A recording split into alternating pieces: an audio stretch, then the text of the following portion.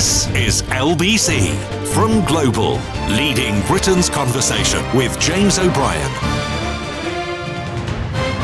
3 minutes after 10 is the time. There are some mornings, aren't there, where you feel that everything is too complicated to take a clear bead on it. But I think sometimes if you can cut through the weeds, if you can cut through the complications, you can get to questions that are of considerable clarity. And it remains a fairly big if, the interventions with Nick and others this morning of the Shadow Health Minister notwithstanding, if Rishi Sunak failed to consult the leader of the opposition before ordering fresh airstrikes, new airstrikes against Houthi targets in Yemen, I think we've got a fairly big problem. Rishi Sunak, I would remind you, was voted for by precisely nobody. The only people that have voted for Rishi Sunak are the people that voted for him to become the MP for Richmond in Yorkshire. And that has, some relevance, surely, on democratic mandates more broadly speaking, but possibly a bit of a distraction to go in on that. Crucially, this is a decision taken by a nation, not a government, effectively. If you're not going to put it before Parliament, then the only rationale for that is that you know that you've got the support of the opposition. So there's no point putting it before Parliament, or at least there is no need to put it before Parliament, because the result of any vote is a foregone conclusion. It does away with debate. And although some contributors to debates like that can be a bit self-indulgent, it also offers an opportunity for the public, for the body politic, to learn a bit more about what some of the issues are and what some of the consequences may be. I don't understand, and I'm going to ask you this question and others, I don't understand why the UK is involved at all. I mean, why is it the UK standing or flying alongside the US? But more importantly, the decision by Rishi Sunak to do this, to conduct airstrikes in the Middle East, without any, well, so far as we can tell, without any consultation of the leader of the opposition, seems to me to be stunning. So they're off. The attacks are underway. It's shipping in the Red Sea that they're worried about. Houthi attacks on shipping in the Red Sea, which they say is designed to both disrupt and retaliate against support for Israel in that area. So the Houthi rebels, who are a pretty bloodthirsty bunch, but I'm afraid that's a word that can be applied with a degree of indiscriminate accuracy in the context of conflict. They're a pretty bloodthirsty bunch, and they say that they are doing this, and that UK and US, and this perhaps is an answer to my first question, UK and US vessels are coming under particular attack because of their very public, vocal and prominent support for the continuing actions of Israel in Gaza, where the death toll has now soared past 25,000, although we must also add that 21 Israeli troops have also died in Gaza in the last few hours while rigging up explosives in a building where obviously the explosives were designed to blow up other people, not them, but they have lost their lives as well. The two countries, the US and the UK, have said that they are trying to protect the free flow of commerce.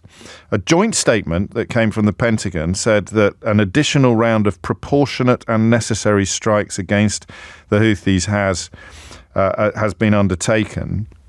It's the 8th strike, but it's the second time the UK have joined in. The first time, of course, was the 11th of January. The newish Foreign Secretary, David Cameron, and you have to, well, you don't have to, but he was made a Lord, of course, despite many question marks still hanging over his involvement in the Greensill company, which I think has now gone under, and various, and of course his personal responsibility for an awful lot of the problems that the country is facing as a consequence both of his cowardice in the face of the threat of Faragists and his loose support for the disgusting ideological horrors of austerity. But he's Foreign Secretary now, because in this country you get rewarded for failure if you're far enough to the right wing or you know the right people.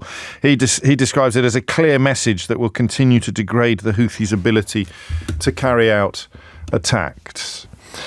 I have a horrible feeling that Rishi Sunak is doing this because there's an election this year and he thinks that voters quite like the look of someone who gets stuck in to Middle Eastern conflicts, even against the backdrop of relatively disastrous involvement in the Second Gulf War and elsewhere, failure to get properly involved, perhaps in Syria. I don't know why he's doing it, and I'm about to ask you.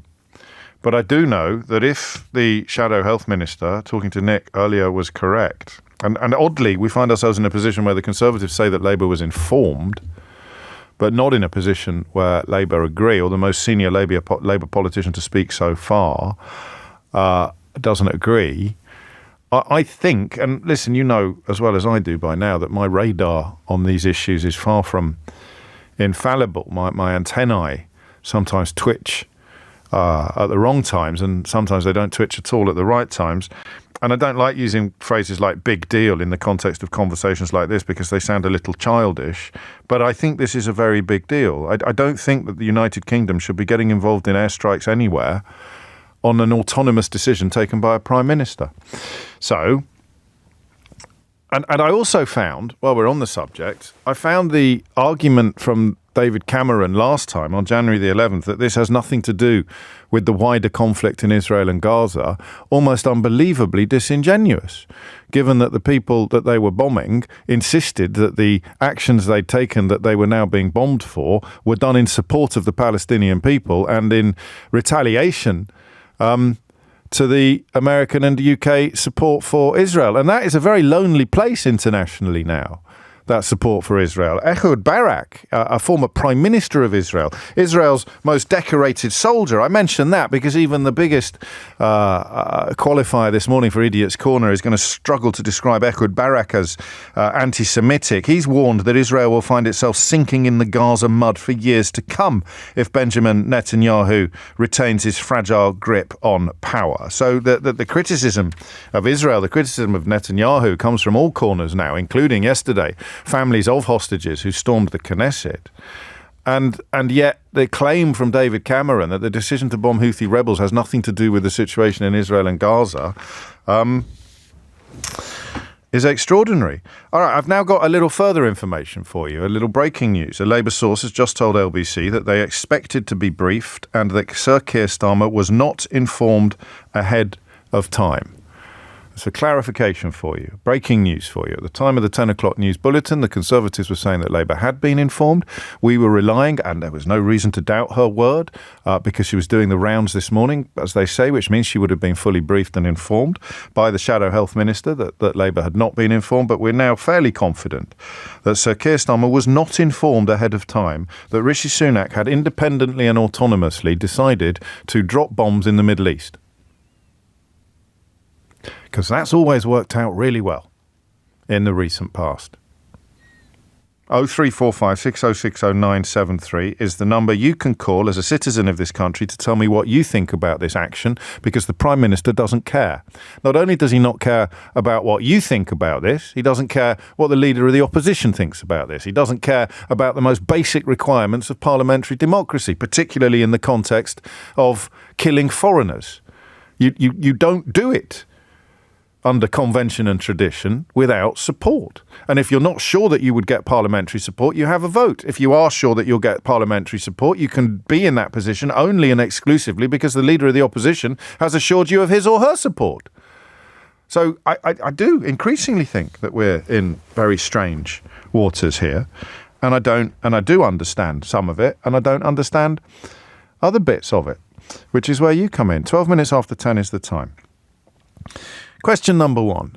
Do you buy for a nanosecond the Conservative government's insistence that this has nothing to do with the situation in Israel and Gaza and is instead entirely about keeping trade routes open?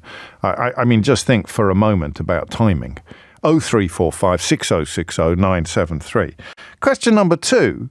And sometimes when we're dealing with hefty issues of constitutional import, it's a little bit hard for me to convey to you the sense of urgency that I feel, because it feels as if we're sort of icebergs floating slowly in the sea. It's all a bit big. It's a bit above my pay grade, James. It's all a bit important, this. I certainly don't on this programme invite in sort of lazy, knee-jerk, ill-informed responses to issues of note. But equally, I quite like the subjects about which it's not too hard to arrive at a strong opinion. But this one, and PMQ's, of course, coming up tomorrow, This one seems to me to be quite significant. What is Rishi Sunak playing at when he sides with America in bombing Houthi positions in the Middle East, which may or may not be the right thing to do? It's impossible to say with certainty at this point in proceedings. But what is he playing at if, as we believe, he hasn't even briefed, let alone consulted, the leader of the opposition, Sir Keir Starmer? If you hit the numbers now, you will get through. And the numbers you need, as always on this programme, are 0345 6060 973. So this is the bit that perhaps is most interesting. I mean, I am doing a bit of a Marvin Gaye this morning. I am interested in what you think is going on, because you have Houthis who are backed by Iran, who've been targeting ships that they say are linked to Israel and the West, which means that although they've been active in that area for years, the ships that they're targeting latterly are ships that they say are linked to Israel and the West. So we are now retaliating because that includes our ships. Prior to now, our ships were not particularly in the firing line, probably because they're better armed than you pick off the weakest one at the back of the pack, don't you, if it's piracy? But if it's political or military, then you pick off, you focus on the strongest. You have to. So they're going after British and American ships, particularly American ships, in the Red Sea. They say they're doing it because of links to Israel, and the death toll, as I say, has passed 25,000 now, although you'll struggle to find that figure in any British newspapers today. Incredibly, that's a conversation we can have on another occasion. They've taken out an arms silo and other sites, but they haven't asked the leader of the opposition or informed the leader of the opposition in advance. So I want you to tell me, number one, whether you, and I want some people to believe it. I want you to explain to me why you think it's fair to claim, for the British government to claim that this has got nothing to do with the things that the people they're bombing say it's all about. That just seems to me, at 10:15 on a Tuesday morning, to be at best disingenuous and at worst downright deceitful. But I could be wrong, right? 0345 6060 973. And then number two, can you do a better job than me of expressing why it is so wrong for a Prime Minister to undertake this sort of activity without consulting the leader of the opposition? You cannot, I don't believe, start dropping bombs anywhere in the world, let alone the Middle East, on a whim or on a personal decision, on an autonomous person. What is the point of parliamentary democracy if Rishi Sunak can bomb whoever he wants without the permission or support of Parliament or the opposition party? I think he probably would have got it for what it's worth, but the fact that he didn't ask, to me, seems to speak volumes. Let's get this one up and running. The number you need is 0345 6060 973. James O'Brien on LBC. James O'Brien on LBC. 19 minutes after 10. I coined a phrase last time we talked about this, actually, that I think is really relevant. I think it's one we'd all do well to keep in our minds. Whatever your previous opinions about previous conflicts may have been, but I am haunted by opinions past. Somewhat glibly. I wobbled so much on the Iraq war. I went on the march and then ended up on air, although I didn't have this job, essentially supporting the original intervention by Tony Blair. And last week, or on January the 11th, we made a case on this programme for the wisdom of launching attacks on Houthi positions in Yemen. I probably would still sustain the idea that if they're shooting at our ships, we shoot back at them, while dismissing the Foreign Secretary's claim that it's got nothing to do with the situation in Israel and Gaza. You can hold different opinions in your head at the same time. But I can't help feeling that the failure to consult the leader of the opposition is really, really bad. And I can't quite, at the minute, it's only 10:20, I can't quite see what an argument against that position would look like. The good news is there are currently 2 phone lines free for you to grab and make that argument. Why should Rishi Sunak not have consulted or informed the leader of the opposition that he was about to order the dropping of bombs in the Middle East? Emma's in Newport in Wales. Emma, what would you like to say? So, firstly, not a Sunak fan. Do not like the Tories. And secondly, my husband's in the Royal Navy. Gosh. And, so there's just, it's an ongoing thing. He's actually on the HMS Diamond before. Okay. I think that obviously it's important to remember that, yes, there is a war going on, but essentially the role of the Royal Navy is to police the seas. They do a lot more of sort of stop and search than most things that they do. Yes. So they've, been receiving these attacks on their ships that they provide protection for, and that includes for US aircraft carriers. And I think that when they've dropped the bombs originally and Sunak's gone to Starmer, which he absolutely should do, to say this is happening, and Starmer said, yeah, okay, go ahead, sort of thing. Not that Sunak needs permission. And I think that because he's got the go-ahead before, he's gone, yeah, okay, well, obviously Starmer's on my side with this. This is bombing the Middle East. It's not deciding what flavour ice cream to get at the local cinema, is it? I mean, absolutely. But I think that I think Keir Starmer, if he was in power, would probably do the same thing, because the Americans why are they cross about it then? We'll plan. Why are they cross about it then? Why are Labour cross about it? Because they should have been informed. Right.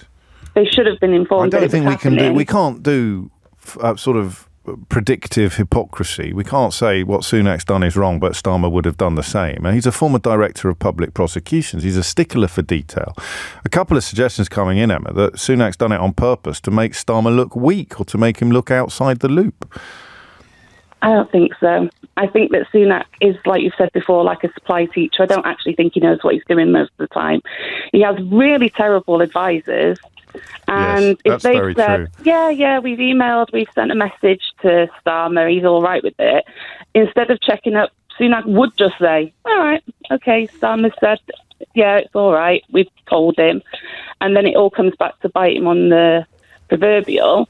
And also, I don't really think that this is a good sort of election strategy either, because it is the Middle East and it's so divided that I really do think that it's just hitting targets that are targeting. I agree with that, and obviously your husband doing what he does means you've got more skin in the game, as it were, than most of us do.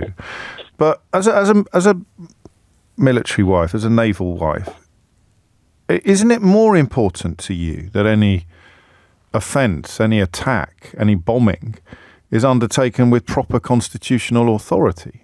I mean, I don't agree with you that Starmer would do the same. But if people fire back, I mean, we've now bombed Houthi positions, which if the continuing carnage in Gaza can be described as war, which I'm not sure about, then the Houthis responding to British and American attacks can certainly be described as war as well, and that puts your husband it puts some of his colleagues and possibly him at some point in mortal danger, a greater danger than they were in before these missiles were fired, before these bombs were dropped, and yet Rishi Sunak has done it without any parliamentary or even political support. Oh, absolutely. And I'm a huge advocate to prevent any kind of war. And especially because a lot of the time it isn't necessary and it does just escalate things. But in this instance, you can get your head around it. You're seeing it from the practicalities rather than the principles, which is perfectly healthy. Just as a thought, and you don't have to answer this, I don't even know if you've got a view on it. David Cameron's insistence that we mustn't accept the idea that this has anything to do with Israel and Gaza. Where do you stand on that? Well, it wouldn't be happening if Israel and Gaza wasn't happening. Well, that's what I thought. And yet here he is. He's the foreign secretary. That's a ridiculous statement. If Israel wasn't, in Gaza, we wouldn't. I mean, we've put extra forces in the Red Sea because of the Israel-Gaza conflict. Yes. And obviously that has an impact on the other, either pro-Gaza, pro-Israel forces in the areas. And it's a very heated situation. And that's the time when our government does need to come together. It does need to sort of go, right, not just our government, sorry, our parliament needs to come together and say, right, this is going to happen. We kind of need you on board. And then it's up to the opposition to say whether they are on board or whether they think it's nicely put. And they probably would be on board, but that doesn't make a case, of course, for saying, well, we didn't need to consult you because we knew what you'd say. So essentially what Cameron is saying is, you see all that smoke over there, it's got nothing to do with that fire underneath it. which is ridiculous. Which is ridiculous. Although such is the genius of David Cameron, the architect of the referendum and of Brexit and of the running away in terror at the threat of Nigel Farage. Such is the genius of David Cameron. It's possible that he can see something that we can't. He is in the House of Lords after all. Thank you, Emma. Alan is in Manchester. Alan, what do you think? Morning, James. Hello. Well, the 2 points. Yeah, I mean, why aren't they consulting Starmer? Yes. Why? It's, I just don't think Sunak's up to the job. And he's like, well, he's like the one he consulted him last time. I mean, I'm not to be glib or flippant about it, but why not now? I mean, how hard is it to pick up the phone? Yeah, exactly. And how hard is it just to say, look, we might have been caught on the hop the first time and not debated this in Parliament, but we should do it now. But the point I was making to your producer, James, before, yes, is that if we are getting involved in conflicts, this lot in power have run down our defences where we don't have the capacity and capability to get involved. There's been warnings this week, haven't there, about the poor... the decline of our naval capacity. Yeah, we're down to 18 what they call surface escorts. That's frigates and destroyers in all money. We've got 2 carriers laid up in Portsmouth. If you send them carriers to sea, basically about 6 to 8 billion quid worth of British real estate, you need 2 Type 45 destroyers plus 2 Type 23 frigates. If you put both to sea, that is 8 surface escorts. That is half our surface escorts, and we're supposed to do these, protect our shipping in the sea lanes. We're supposed to have a presence in NATO to protect Britain. We're supposed to also do a bit down the Falklands. They've run down the Navy since 2010. The aircraft taking part, Typhoons, we're now down to 107 frontline aircraft. Are you were you in them? How come you know so much? Well, because I'm a bore, but the other thing is I used to work for BAE Systems, right. James. Oh, there it is. Okay. Yeah, and I know that I worked for him for 35 years, and I know that besides chopping up 4 years of my life's work in 2010 when they destroyed the Nimrods, the anti-submarine hunters, I know that they've not ordered a single aircraft off BAE Systems. I know they've retired 244 So where does all this go? I sense that if I don't stop you, you're going to be hitting me over the head with statistics until a week next Wednesday. So where does all this lead? You're saying that we don't have the stones to get as involved as Rishi Sunak seems to want us to get, or am I misunderstanding? What if it properly kicks off in Europe with Ukraine? And this is, our NATO allies are basically saying we don't think you're up to the job. And yes, the thing is, the problem, well, it's not a problem if you're in the defence industry. If Labour do get in, we will have to rearm. We will have to build up our armies below 70,000. Again, I'm steering you back to the conversation that we're actually having rather than... No, that's absolutely fine. I benefit from your knowledge, which is far greater than mine. But in a sentence or two, why is it so remiss or delinquent of Rishi Sunak not to consult the leader of the opposition on an issue of such import? I always thought, I'm not as clever as probably you are, James. But I thought, how about good manners, protocol, etiquette? That's the thing we do in a democracy. How about that? Well, if we're prepared to break international law and almost campaign on our determination to do so, then the idea of being mindful of things like etiquette, convention, tradition, or even parliamentary prerogative, for want of a better word, may not figure that highly in his thinking. Thank you, Alan. It's 10:30. Thomas Watts has your headlines. James O'Brien on LBC. James O'Brien on LBC. Okay, thinking caps on. Quite a few people asking me this question. I've got one answer to it, but my answer to this question completely demolishes David Cameron's claim that US and UK bombardment or targeting of Houthi positions in Yemen has nothing to do with the situation in Gaza and Israel. And that question is, why is it just us? I mean, if it's international trade that they're seeking to protect, the cost of sending ships around the Horn of Africa massively increases the cost of transporting goods from one side of the world to the other, or from one end of the Red Sea to the other. The US and UK say they are trying to protect the free flow of commerce. Why is it just the US and the UK?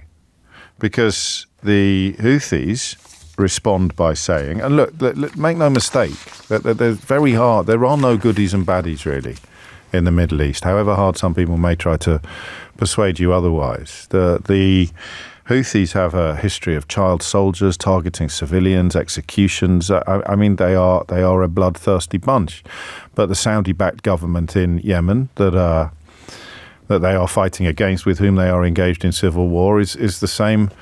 Well, it's the same Saudis that killed a journalist in Turkey and chopped him up. And, of course, the Crown Prince continues to have red carpets rolled out for him all over the world. So one of the grimmest realisations, I suspect, of understanding some of these issues is that if you're looking for a Second World War style division of good and evil, then you aren't going to find one.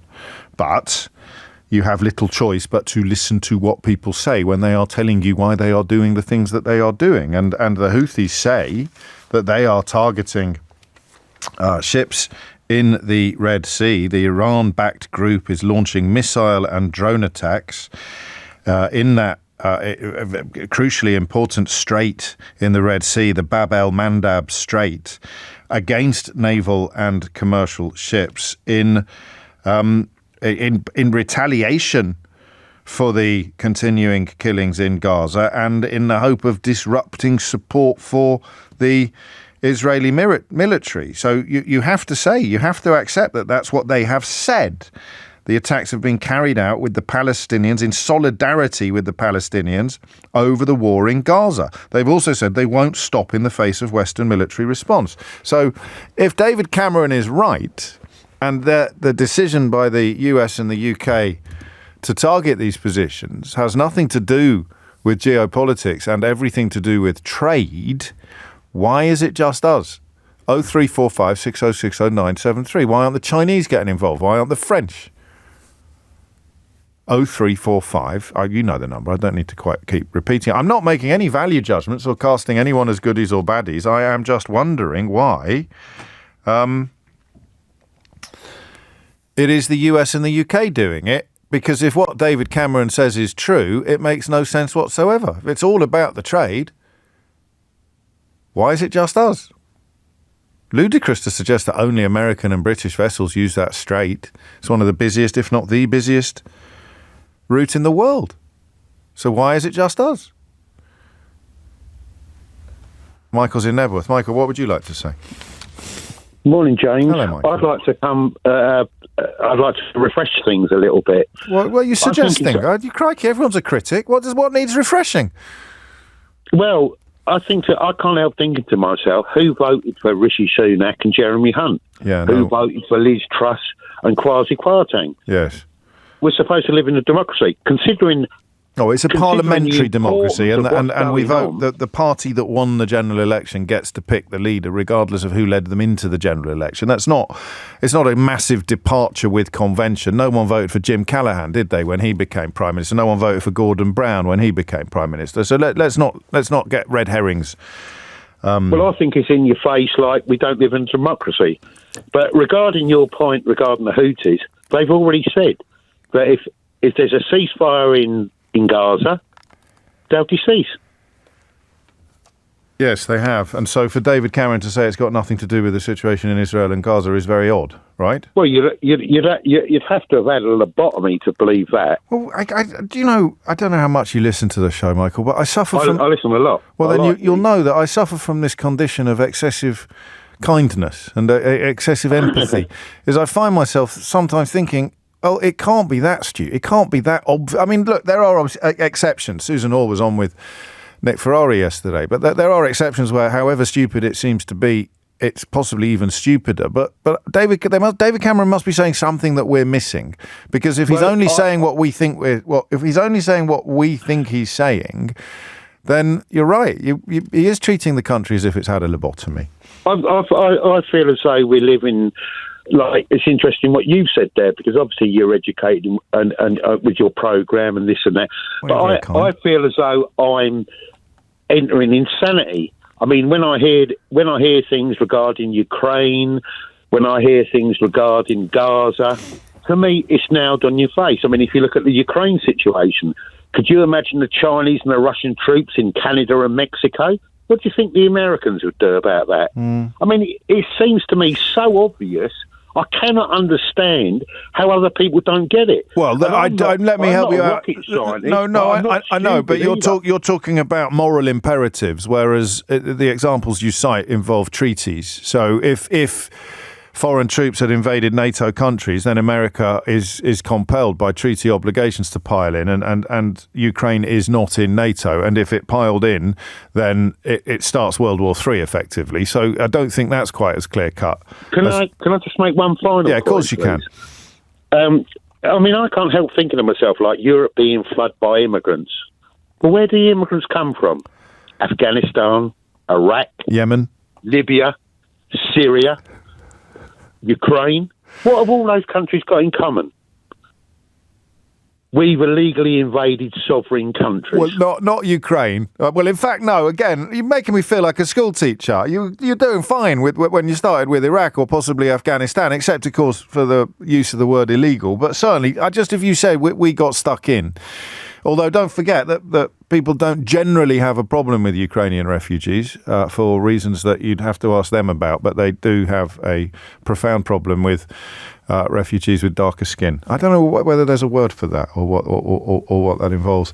Just, if you can, express or articulate the importance of the failure to consult the leader of the opposition, because that's the most important domestic issue.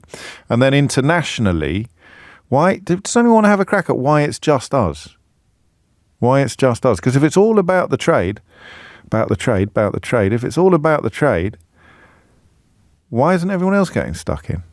James is in Barnes. James, what would you like to say? Morning, James. I think there's three things here, James. I think one. Richie Sunak is just following the dangerous path of Conservative Prime Ministers, our hero, Mr. Johnson, having total disregard for government and democracy and Parliament. And convention and international law and the truth. Exactly. And he is just out of the same pot, clearly. But also, I don't think really it matters whether it's to do with Gaza or not. I think what they did was totally wrong without consulting Parliament, without consulting Keir Starmer. And we're not a dictatorship. It's not for Richie Sunak to decide unilaterally to drop bombs on who he so wishes. But James, don't you think it's ironic, even if it is about Gaza, as David Cameron seems to think that it's not, yes, but if it is about Gaza, which the Houthis say it is, isn't it interesting that we, the Americans and the British, allow what's going on in Gaza to be completely demolished with nothing done about it, but the minute there's a bit of trade, we're quick to send our ships and our aeroplanes to bomb people. I just find it... well, maybe David Cameron's motivation is to diffuse that observation before it is even made. So however bogus or unconvincing his words may seem, they operate as a sort of fire blanket to the provocative point that you've just made, which is best expressed as saying, how come 25,000 dead Palestinians doesn't prompt a response from America and the UK, but disrupted trade does? Exactly. And that I find even more abhorrent, quite frankly. I mean, there are still plenty of people arguing, I think personally, with increasing fragility, that the continuing killing in Gaza is both necessary and justified. But I'm with the former Israeli Prime Minister Ehud Barak on that one, and I don't agree. I also think, and this isn't a phone-in that we're going to have today, but I like to give you fair warning. I also think, particularly following events in the Knesset yesterday, when families of kidnapped hostages essentially stormed the chamber, I also think that Netanyahu's calculation, and remember with Netanyahu, you keep finding out that actually things are just as bad as some people feared they would be, despite the original denials that was the intended direction of traffic, the abandonment or the denigration of the two-state solution being the most recent example. At some point, someone's going to have to ask whether the continuing refusal to ceasefire and claim that it is in pursuit of hostages against the backdrop now of, and listen, I personally wouldn't trust Hamas as far as I could throw them, but they have said all the hostages will be released if Israel pull out of Gaza now and leave us alone. The sacrifice of the hostages at some point will be seen as a price that Benjamin Netanyahu is willing to pay in order to continue the the putative pursuit of the so-called eradication of Hamas. I think we're probably past that point. It's just a little uncomfortable for some people to hear it said out loud, I fear. Thank you, James. 10:45 is the time. James O'Brien on LBC. James O'Brien on LBC. 10:49 is the time, and you're listening to James O'Brien on LBC. It's an odd one, really. Two questions for you, one domestic, one international. The first is, why on earth would Rishi Sunak not consult Keir Starmer? I think the answer sometimes, when you've eliminated the impossible, whatever you're left with, however unlikely must be the truth, is that he's rubbish at everything. It's amazing. I can't remember a politician who has declined so quickly in terms of opinion and perception. Everyone knew Liz Truss, apart from Conservative Party members and client journalists who propelled her all the way to Downing Street. Everyone knew that Liz Truss was a ridiculous politician.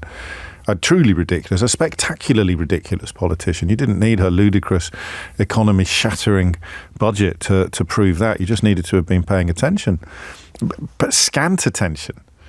So everyone knew Liz Truss. There was no sort of collapse in understanding there, but an awful lot of people, partly through desperation, partly through optimism, thought that Rishi Sunak, when he talked about integrity, professionalism and accountability, that Rishi Sunak might actually be able to deliver some. And then I know he immediately gave Suella Braverman a job back in the Home Office, from which he subsequently had to fire her. So there goes professionalism and integrity, but not accountability. And now he's dropping bombs in the Middle East without consulting the leader of the opposition. So what exactly does accountability mean in the Rishi Sunak dictionary? There's a question. In fact, it works for all three words, doesn't it? In Rishi Sunak's dictionary, what does integrity mean? Because he promoted Suella Braverman back into the Home Office after she'd been fired for egregious breaches of the ministerial code. So he's rewarding an absence of integrity. She was also, as I explain in my book, How They Broke Britain, she was also, I believe, quite economical with the truth about the circumstances in which she broke the ministerial code. So what does integrity mean in this government? Or rather, in the Rishi Sunak dictionary? What does professionalism mean? And what does accountability mean? Whatever they mean to Rishi Sunak, they are not the meanings in the Oxford English Dictionary. Mary is in Ealing. Mary, what would you like to say? Hi, thank you for the opportunity, James. You're absolutely right in asking the question. It is 100% to do with Israel and the Gaza conflict. Well, it has to be, doesn't it? They've said it time and time again, but this kind of news you don't get to see on Sky News or BBC. People should really switch to Jazeera English to hear it. Well, that's owned by the Qatari government. Well, slow down, May. Sorry. Okay. That's owned by the Qatari government, and the BBC is independent. It also comes under attack from conservative politicians for being impartial. So we're not going to fall out. But I don't find. I know they're constantly accused of being anti-Israel by almost everybody on the right wing of British politics. So I find it profoundly unhelpful for people to accuse them of being biased in the opposite direction. So yeah, you're on a warning, but crack on. Actually, no, you're not on a warning. You can't encourage people to take all their news from a news organisation that's owned by a Middle Eastern country where Hamas leaders are currently sheltered and receiving sanctuary. So jog on with that as well while you're here. No, good or bad. The Houthis have said, we will stop any ship going to Israel or owned by Israel. Now, our government has involved us directly. Now they're saying we will attack any British ships coming along. Yes, because of the bombing of Yemen. Yes, again, that's all true. But I'm reading that in the Daily Telegraph today. So again, your idea that the British media is somehow not reporting this was a very unfortunate starting point because it undermines everything that you say subsequently. So from the goodness of my heart, I'm prepared to ignore the silliness of your first statement and allow you to make one more. James, they're totally not just ignoring it, they're denying it. Yes, that's the odd bit. Because they have to look out for Israel's interests before ours. Well, OK, I'll leave you to deal with the dog. 10:53 is the time. Adam is in Tunbridge Wells. There is possibly some truth in what May says. If you kind of find yourself wondering why the UK is getting involved in yet another Middle Eastern skirmish. We picked a side a long time ago in the Yemeni civil war because Saudi Arabia supports the other side. But if we're not contributing to international clamour for a ceasefire, never mind some international support for a verdict of genocide to be handed down on Israel. We're not getting involved in any of that. The death toll in Gaza has passed 25,000 and Rishi Sunak continues to sit on his hands. But when some drones attack some ships in a trading channel, he starts dropping bombs on the people responsible. I mean, it is, the more you think about it, rather extraordinary, I think. But I could, of course, be wrong. Where am I going next? Tunbridge Wells? Oh, yes, Adam is in Tunbridge Wells. Adam, what would you like to say? Morning, James. Hello. If I can just make two relatively, possibly obvious points. Yeah, go on. I've got nothing against obvious points on issues like this, Adam. I think leaving Keir Starmer out of the conversation is sort of twofold. Firstly, that the Conservative tenure over the last few years has been a complete departure from civilised politics, as far as I'm concerned. That's a good word. I like that adjective. Yes. And obviously, from Rishi's perspective, it looks great when the headlines come out that Keir was not involved. It makes for those just reading the headlines, it makes it look like Keir is not important enough to be at the table. So I think it's a political tactic from that point. Backfired, though. I think probably. I mean, I increasingly think that Sunak is just very bad at this. So that might be the calculation, but it's not going to deliver the result that he wants. Absolutely agree. And if I may just make a second point on why it's the UK and the US getting involved, I haven't heard anyone address this question yet.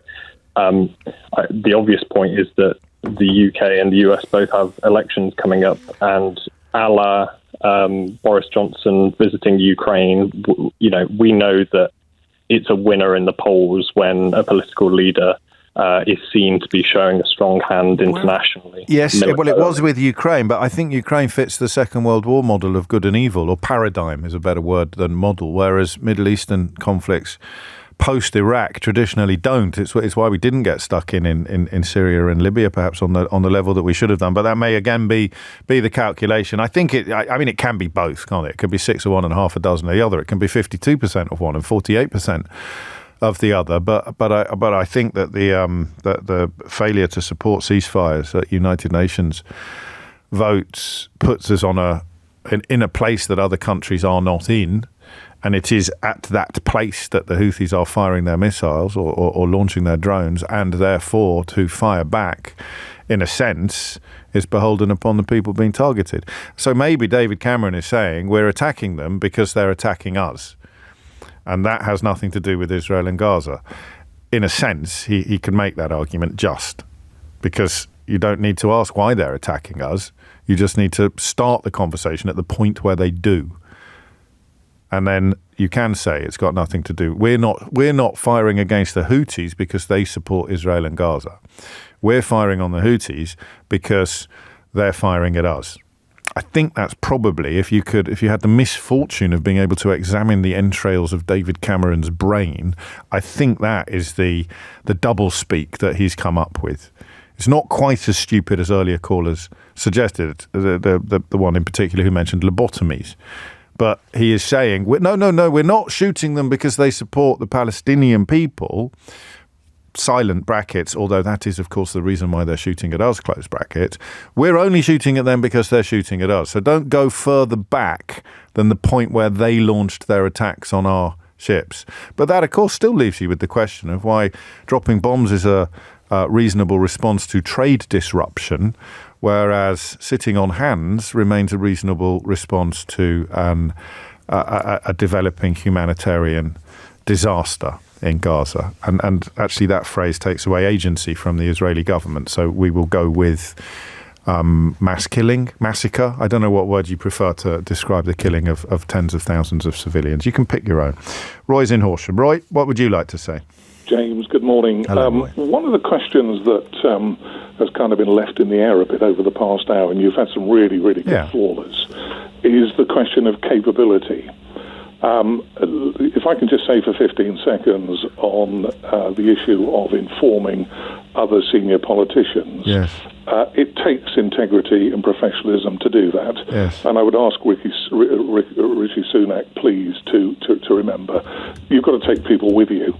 He may feel that he's informed Keir Starmer once, and that's good enough. Yeah, but of course, in a democracy, it isn't. So could he please get his act together and make sure that he takes senior people with him? On the question of capabilities, a really interesting one, this. Yeah. You've only got two countries who are capable of making these strikes, unfortunately. Really? The simple fact is it's the UK and the US. Let me just... China could. Yep, I'm just going to deal with China and India. Me. Sorry. No, it's no problem at all. They don't want to get involved politically, would be my belief. They will run their container ships around the Cape of Good Hope and charge you an extra 20 quid for your patio furniture. I think that's where they are. If you take then the Middle East countries who are capable, Israel, Egypt, Saudi, they're not going to get involved in this, which basically leaves the Europeans. The French have got one aircraft carrier, which they can't put to sea. The Italians and the Spanish have got nothing, and the Germans have got even less than nothing. So when we talk about our defence capability, it's actually pretty high. We've got an air base at Akrotiri in Cyprus that covers the whole of the Middle East. So you can run your Tornadoes down to southern Yemen with some in-flight refuelling and back again. So we've got the capability of making direct strikes, whatever the politics behind that is. Gosh. And of course, so have the US, but there's only two of us. And that's got nothing to do with elections or anything else. But it's not as if there's an international coalition of support for these strikes, is it? There should be, and I agree with you completely. But there isn't. Somewhere amongst all of this, the other countries like Germany and France, who are big importers of product, because it's not just targeted ships that are being hit. They're hitting anything that's going through those straits, and it'll just get worse and worse until they consider there's something happening in Gaza that they respond to. And on the question of David Cameron's instruction that we don't that we ignore the Houthi narrative that this has anything to do with Israel and Gaza. I have to just smile. The guy's completely out of touch. He was over Brexit, and he is absolutely out of touch over this. It's a cauldron. He needs to understand that. You'd hope he did. Interrelated. You'd hope he did. I'm late for the news already, which you must take as a compliment. But I asked a previous caller this question. I'd ask you as well. How come you know so much? Only because I spent some time at the MOD. I follow our defence capability. I follow our defence capability, and believe me, despite everything that everybody sees and reads, we're still a pretty capable nation. We can put some armaments into the field when we need to. That's nice to hear. Some people got some excellent people in there as well. Well, that goes without saying. Actually, I was talking matters military yesterday with James Blunt of all people, who of course was a captain in the army, led 30,000 troops into Pristina at the end of the conflict in Kosovo. Extraordinary conversation. But you remind me there are some magnificent people. It's quite good to hear, actually, that things aren't as good as they could be or as they were, but they're still a heck of a lot better than they are in other countries. But as I said, I'm late for the news. It's 11:02. James O'Brien on LBC. James O'Brien on LBC. 5 minutes after 11. A couple of clarifications on the last hour. We'll start with the notion of an international coalition. Keith points out that the French are already there protecting French flag ships. India, Indonesia and others have sent ships, many flags heading to the North Indian Ocean to protect their flagged vessels, but not striking at the Houthis, although Australia has offered up support for the first round of attacks. And I'm pretty sure Keir Starmer would have offered his support for the second round of attacks, but Rishi Sunak didn't ask him, which is a big problem. And actually no one's picked me up on this, but I feel I should clarify further the not taking Al Jazeera's coverage as somehow the gold standard and to the exclusion of, for example, the BBC or anywhere else, or Sky, as May suggested, would be a very silly thing to do. But it's not a condemnation or a criticism of Al Jazeera's coverage per se. You will get reports from there that you are not getting on terrestrial British broadcasters, and they are helpful and informative. But it is essentially part of the Qatari state, that broadcaster, and Qatar is a state that currently shelters Hamas leaders. It's also important to bear that in mind. And millions of you are telling me that the RAF no longer flies tornadoes, so we will chalk that up as a misspeak. 7 minutes after 11 is the time. I really hope this conversation works. I really want it to work, but I'm not 100% convinced that it will. I've wanted to have it for a long time, and I haven't. I think for the same reasons that Keir Starmer doesn't talk about Brexit much. I don't know that the country is ready, but I think we might be. So there were two stories yesterday, oddly, that were very interesting in the context of the next general election. The first was Keir Starmer's speech about the ludicrous demonisation of the National Trust and the Royal National Lifeboat Institute. And to be fair, only the Daily Mail really has fallen into the trap that Keir Starmer set. Even the Daily Telegraph, which often competes with the Daily Mail for the most absolutely lunatic takes upon British politics, even the Daily Telegraph resists the urge to fall into his trap and attack him on the front page. It has a slightly more nuanced swing at him later in the paper.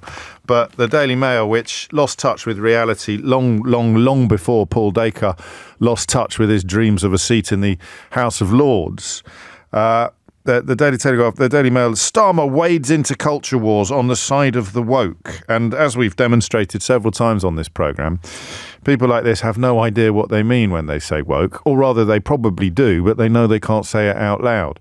Because saying out loud things like, well, I don't think we should learn anything about slavery, because some reasons, or saying I don't think that we should rescue drowning people in the Channel if they're foreign, because they can't say it out loud, so they call themselves anti-woke. And the Mail have walked headlong into the trap that Keir Starmer has set for them. And they've even quoted precisely the sort of MPs that would fall apart faster than a Jenga pile hit by a wrecking ball if you ask them to define exactly what it is that they mean by woke. And then crucially, and you can have this one for free, fellow journalists, crucially ask them for examples of what they're talking about. I can't believe in 2024, as we see the prospect of Donald Trump getting back into the White House, on both sides of the Atlantic, it is still some sort of superpower, demonstrated by Kay Burley yesterday. It's still some sort of superpower for journalists to ask for examples of what a politician is saying to them. So when Lucy Fraser said the BBC is biased, Kay Burley said, give me some examples. And she couldn't.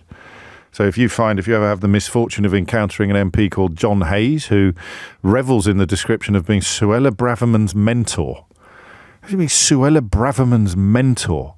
It's absolutely extraordinary. It'd be like being Jarvis Cocker's sumo wrestling trainer. Suella Braverman's mentor. He's adamant that this is all very awful. Woke. Ask him what he means and then ask him for examples. And they won't be able to provide you with any. But, of course, some people in my profession still find that too difficult a Rubicon to cross. So that was the first interesting story.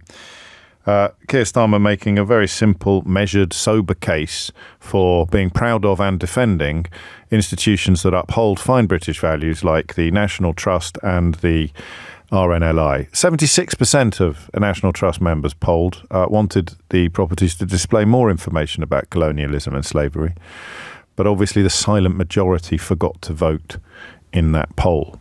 So we'll park that for today, because it's the B word. You might want to alert your auntie. Alert your uncles and aunties. We're going in on Brexit on the James O'Boring programme. We haven't done so for a while, but we are going to do so today. And the reason that we're going to do it is that I don't think it quite counts as smear Keir, but we should probably have a little listen to the jingle. Because so much effort went into creating it. And I did worry out loud that by the time we had got around to it, getting an actual jingle put together, I'd have lost my enthusiasm for the Smear Keir feature. But we probably should have done this on Smear Keir yesterday. The Mail reported Labour were accused of wanting to drag Britain back into the EU after senior party figures proposed a closer relationship with Brussels, including rejoining the customs union. This is Sadiq Khan speaking at odds with Keir Starmer's stated policies, but details like that never stop. I don't even know what word to use to describe this. It's certainly not journalism.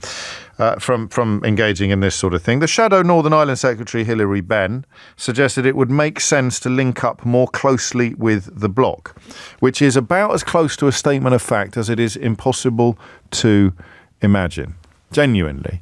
Our nearest trading partners, from whom we have detached ourselves and imposed utterly unnecessary fractures that nobody who voted for them expected, understood or were warned about by their own leaders, by the people they believed, one of whom, Daniel Hannan, is inevitably quoted in the Daily. Well, he's written an article in yesterday's Daily Mail saying that Sadiq Khan wants us to pull out of the Pacific Trade Pact, scrap our deals with Australia, Canada and India, and contract out our commercial policy with no say to Brussels. Daniel Hannan, of course, encouraged you to vote against having a say in those trade policies. He's a key architect and key player in the process to remove the United Kingdom entirely from European commercial policy. Australian, you'll know the Australian trade deal was laughed at on Australian television the day that it came in. They described the benefits for Australian farmers and then asked each other what the benefits were for the Brits, to which one studio presenter replied, I don't know, maybe it's Spice Girls CDs. International laughing stock, thanks to people like Daniel Hannan. But here he is, popping up again in the Daily Mail.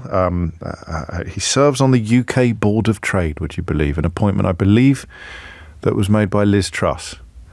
You'd have thought anybody appointed by Liz Truss would have resigned in absolute shame when the gig was up. I could be wrong. You'll need to check. So, you know, that trade deal is not worth the paper it's printed on, whereas the European Union customs union is obviously one that is beneficial to be in. So what's the topic? What's the question? The question is this. I would like to talk either to or about people who realise that we need to do something now. People who realise that the cost of leaving the European Union is too high. All right, I certainly don't want to get into silly arguments about the Lisbon Treaty or sovereignty. Let me tell you very briefly why the sovereignty argument is a complete red herring, right? I have got a car to sell you and I want £10,000 for it. Yeah? But you don't want to pay £10,000. So either I don't sell you the car or we negotiate and come to a deal that you'll pay 9.5.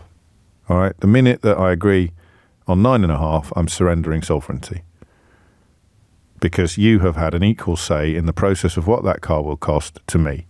These absolute half-wits who used sovereignty as an argument for Brexit believed that we would be able to tell the rest of the world the terms and conditions upon which we would trade with them and that they would bend the knee, doff the forelock and agree. Tug the forelock even, doff the cap and agree.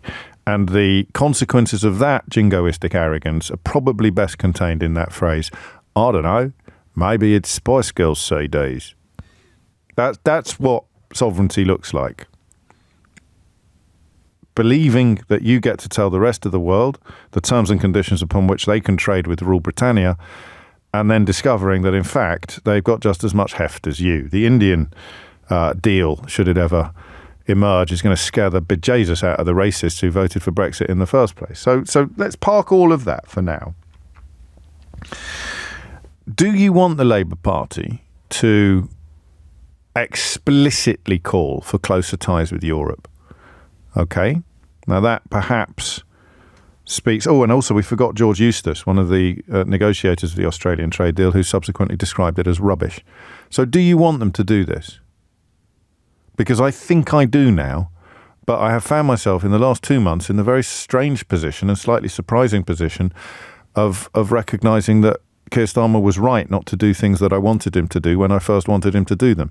On the issue of the nanny state, as it's sometimes called, and on the issue of the culture wars, as they're still laughably referred to, I think he's played an absolute blinder. I think he's timed it to perfection, and I think he has scored palpable hits.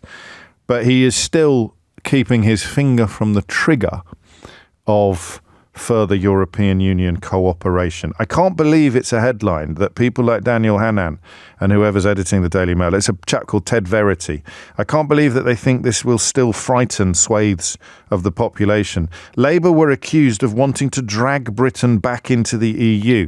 Now, listen, if I accused you of being a witch or a dragon tamer, it wouldn't be true, would it?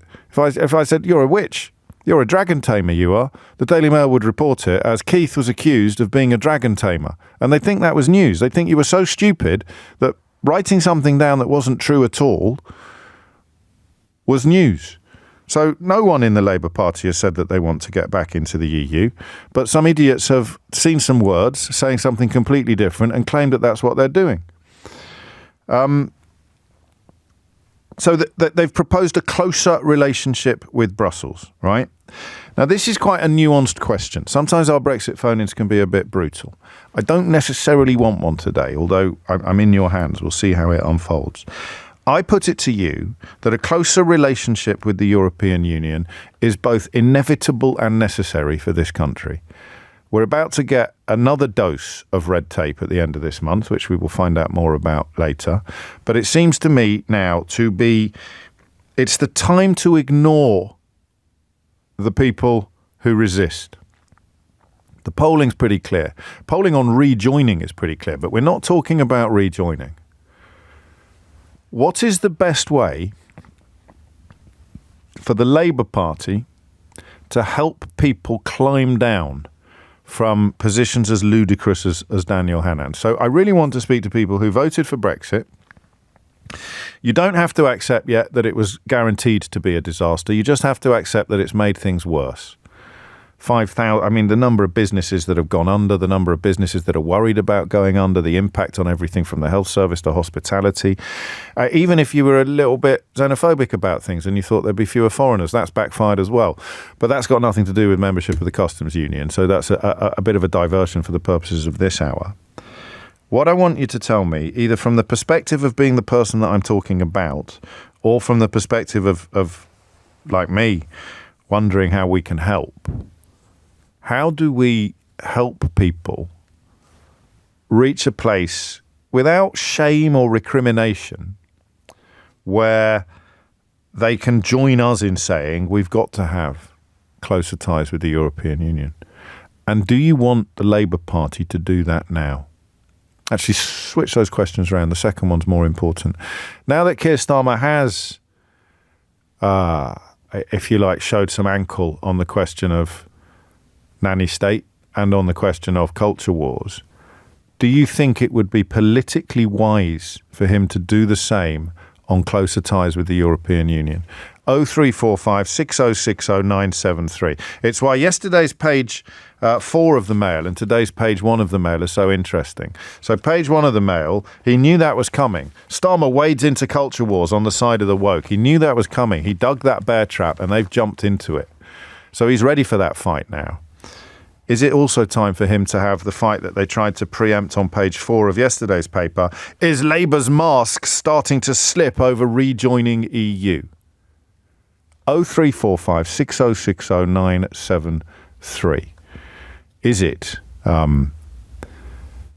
time for Labour to say the unsayable and actually include closer ties with the European Union in its election offer for this year? Hit the numbers now, you will get through. James O'Brien on LBC. James O'Brien on LBC. 23 minutes after 11, considering that in many ways it's the issue that made, if I have a name at all, it's the issue that made it. I do, at this point in proceedings, struggle a bit to find my way in perfectly to conversations about Brexit because I am a seagull. I'm not a trawler. Some days I'm a trawler, but mostly I'm a seagull. I can only follow the path that has been set by news organisations with much greater resources and much bigger platforms than little old me. But Brexit seems to be one of those places where our media is letting us down again. We could ask, who on earth still thinks it's a good idea?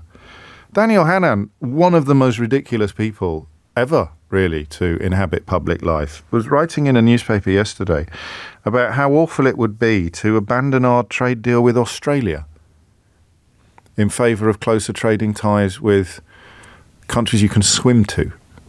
I think it's worth pausing for a minute there.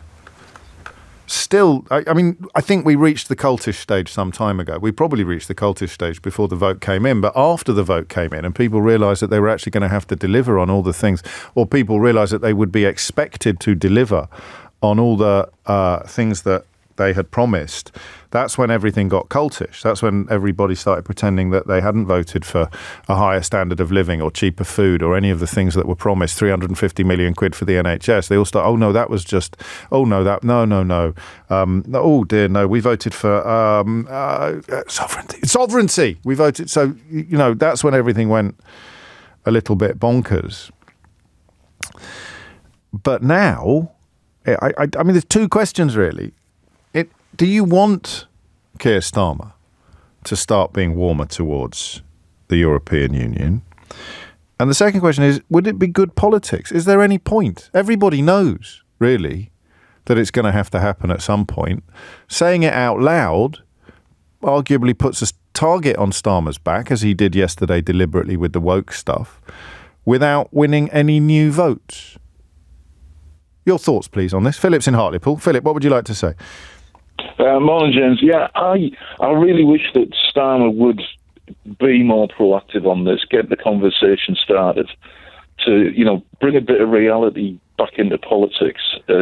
Look, we're in a cost of living crisis. One of the, as I believe, one of the big issue around that is Brexit.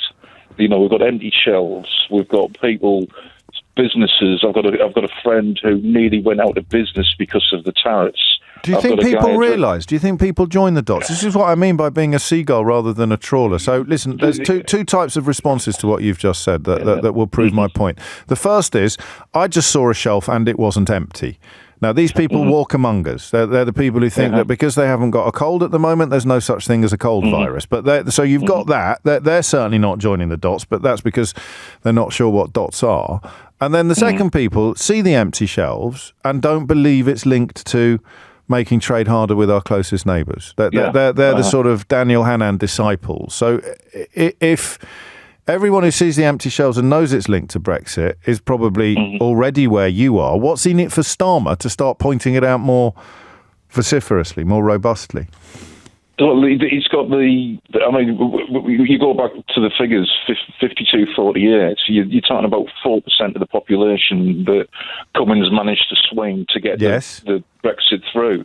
And you talk about the 11% of the population who are overtly racist in this country and will want boats stopped and see people drown and things. Yes. Starmer's got to start talking to the people who are in the background, and he's got to start talking. I'm sick and tired of PMQs every time when you didn't, Sunak will say, you didn't vote for this, you haven't got a plan for that.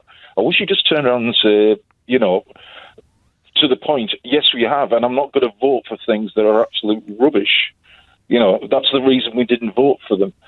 So Starmer's always got to walk the tightrope between the Tory press and the that's why the argument for him keeping his powder dry comes from, though, isn't it?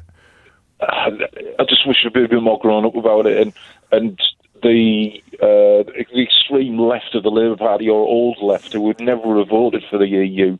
In the 70s and things, they didn't want it because I think they're silenced now largely. So what we've got here is Sadiq Khan and to a lesser extent Hilary Benn essentially describing the inevitability, never mind the desirability, of closer ties with the customs union. Would it be helpful or unhelpful for Keir Starmer to add his voice to those calls? I personally think that we would.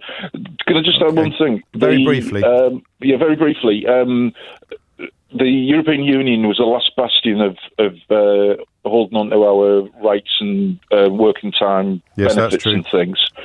we're getting a free port built on Teesside, which Tory boy Ben Houchen is promoting, that's going to get thousands and thousands of jobs. Those jobs are just going to move from one place to the free port. I did say briefly, it's a valid point. A lot of people are telling me to get across this free port story. We've done quite a lot on it, actually, with Richard Brooks from Private Eye, who has led the reporting. And of course, it's in terms of a phone-in, it's a little bit nebulous because most people won't know, A, what's going on, or B, what to think about it. But you're right. It was one of the things. It's pretty much the only thing left. When you say, what are the benefits? They say free ports. But obviously, as with sovereignty, very often they don't know what their words even mean. 11:30 is the time. Thomas Watts has your headline. James O'Brien on LBC. James O'Brien on LBC. It's 11:34. Here is a really weird thing about Brexit Britain, and I must share with you some of that. Actually, I'll share it with you now. It's the 24th of June, 2025, and Britain is marking its annual Independence Day celebration. As the fireworks stream through the summer sky, still not quite dark, we wonder why it took us so long to leave. The years that followed the 2016 referendum didn't just reinvigorate our economy, our democracy, and our liberty. They improved relations with our neighbours. The United Kingdom is now the region's foremost knowledge-based economy. We lead the world in biotech, law, education, the audiovisual sector, financial services and software. New industries from 3D printing to driverless cars have sprung up around the country. Older industries too have revived as energy prices have fallen back to global levels. Steel, cement, paper, plastics and ceramics producers have become competitive again. Now, the man who wrote that as a prediction of what Brexit would do for Britain by June of 2025, so approximately 18 months from now, the man who wrote that accepted money from the Daily Mail yesterday to tell its readers why the Labour Party is wrong to want to build closer ties with the European Union. I want you just to pause for a moment and consider the level of intellectual and moral fraudulence necessary to be the same person. The same person who promised improved relations with our neighbours, who promised Britain was due to become the foremost knowledge-based economy, who said that by June of next year we would lead the world in biotech, law, education, the audiovisual sector, financial services, software, who promised that older industries would be revived because energy prices would have fallen. Steel is even mentioned as becoming competitive again. You'll know that this week Tata Steel announced the closure of its facilities in Port Talbot with the loss, I think, of up to 3,000 jobs. How can that man still be paid by the Daily Mail to offer up his opinions on Brexit-related issues? It is like hiring... I don't want to do Harold Shipman jokes because I think they're too grisly, but who is, it would be like hiring Liz Truss to advise you on the economy, but the Tories are probably going to do that, or the Daily Mail might do that next. The Telegraph probably already has. But can you conceive of the idiocy involved in taking people who have been proved categorically wrong about everything and paying them, or in Daniel Hannan's case, putting them in the House of Lords so that they continue to pronounce upon the areas where they have been shown to be utterly, utterly ignorant, worse than ignorant, cultishly wrong. But I'm still not sure that Keir Starmer should be wading into this. I'm still not sure that it would be the right political move for Keir Starmer to start calling publicly for... In fact, I'll read you a reason why. I did vote for Brexit, James. I obviously wish I hadn't. I don't want Keir to mention it. I need him to win and not risk making this a Brexit election. That's from Kane. What do you think? Politically speaking, he's gone in on the woke stuff and he's gone in on the nanny state. Sadiq Khan and, to a lesser extent, Hilary Benn, both calling for closer links with the European Union. Should Keir Starmer do the same, or should he keep his powder dry? Ian's on the Wirral. Ian, what would you like to say? Hi, James. Hello, Great mate. show. Love it. It's all right. I was talking to your researcher, and my view is, I think, at least Starmer should dip his toe in the water, because I think the only way... I was interested to hear what you said about the Daily Mail. The only way this country is going to prosper and survive is we absolutely have to become closer to Europe in terms of trading. We're about, as you very rightly said, the end of March and April to be hit with this ridiculous border controls on imports. It's coming at the end of January, isn't it? Is it the end of January? I'm going to get Pete Foster from the Financial Times will join us after 11:45 to talk us through what's actually going to happen. But it's the end of January, and it's a pretty big deal. The Irish government have just warned Irish businesses.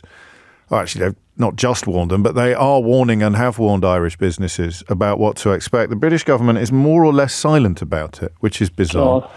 My God. But one of the key reasons, I told you, for an Italian company for 20 years, and I was lucky enough to have the opportunity to work with people of different race, colour, creed, all from Europe and different parts of the planet, travel to Europe, and to deny young, intelligent, hard-working people that opportunity through the ridiculous barriers that have been put up with the Brexit deal, for me, is criminal. Yeah, but I agree. You know that I agree with you, but that doesn't mean it would be the right thing for Starmer to do politically at the moment. I think politically, James, I talk to a lot of people. I think he has to, at some stage, grasp the metal. I mean, I know that. I agree with that as well. Sorry, I'm badgering the witness. I agree with that as well, but I'm not sure it's at this stage.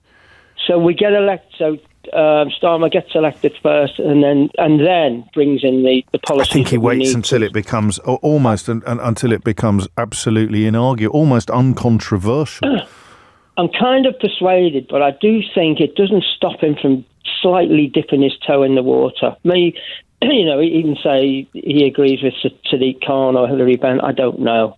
It is a dangerous thing because I think the right wing, as you say, the right wing press, supported by the percentage of idiots that read it in this country, which is probably a high percentage of people like things like the Daily Mail. Yes. They are so influential, James. People sit at home, and I live in an area where the demographic is a lot of retired people. But I think these people that you describe might be thinking about voting for Keir Starmer. Do you? Yeah, I do now. I think that's why they're getting so spooked. It's why smear Keir has become a thing, isn't it? And therefore, if he gives them ammunition to say, because with respect, the people that we're talking about probably don't fully appreciate the idiocy of how they voted in 2016, and they're unlikely ever to acknowledge it. If you tell him he's going to take away that glittering prize that they definitely won, although can't describe, he's less likely to win their votes. I wonder whether politically staying silent wins more votes than saying what you and I would like to see him say. Possibly you're right, but the investment that would bring in would be phenomenal, particularly in places like the Port of Liverpool, in my area of the world, where there's a lot of EEC investment in regeneration. That's gone on. People forget that. Well, Port Talbot, Ian, had huge amounts of EU investment. Port Talbot, ironically, and I don't like the word ironically because it's often a bit, a bit arch, a bit sneer, ironically. But that was the vote in Port Talbot was the reason why Carol Cadwallader launched her investigations into how so many people had ended up voting against their own interests. And there is, the liars who sold you Brexit are claiming that Port Talbot is somehow linked to net zero, which has become the latest conspiratorial campaign secretly funded and shilled for by various organisations coming out of the environs of a road called Tufton Street in Westminster. But Tata Steel have certainly not done anything in Wales as a consequence of net zero concerns in the British government. They've closed it down because it has become considerably less viable than it was before, and part of the reason for that may or may not be Brexit. I think it is. Some people can argue that it isn't. But if the people that sold you Brexit are telling you that it's all because of net zero, you can be 100% confident that it's not, because they are liars and frauds, every single one of them. But does Keir Starmer win anything by joining Sadiq Khan and Hilary Benn in acknowledging the inevitability of a move back into quite a lot of people following Kane's lead? Sarah says, I'm exactly the same. There's no point in him saying anything. All he will do is scare off voters. It's weird politics, isn't it?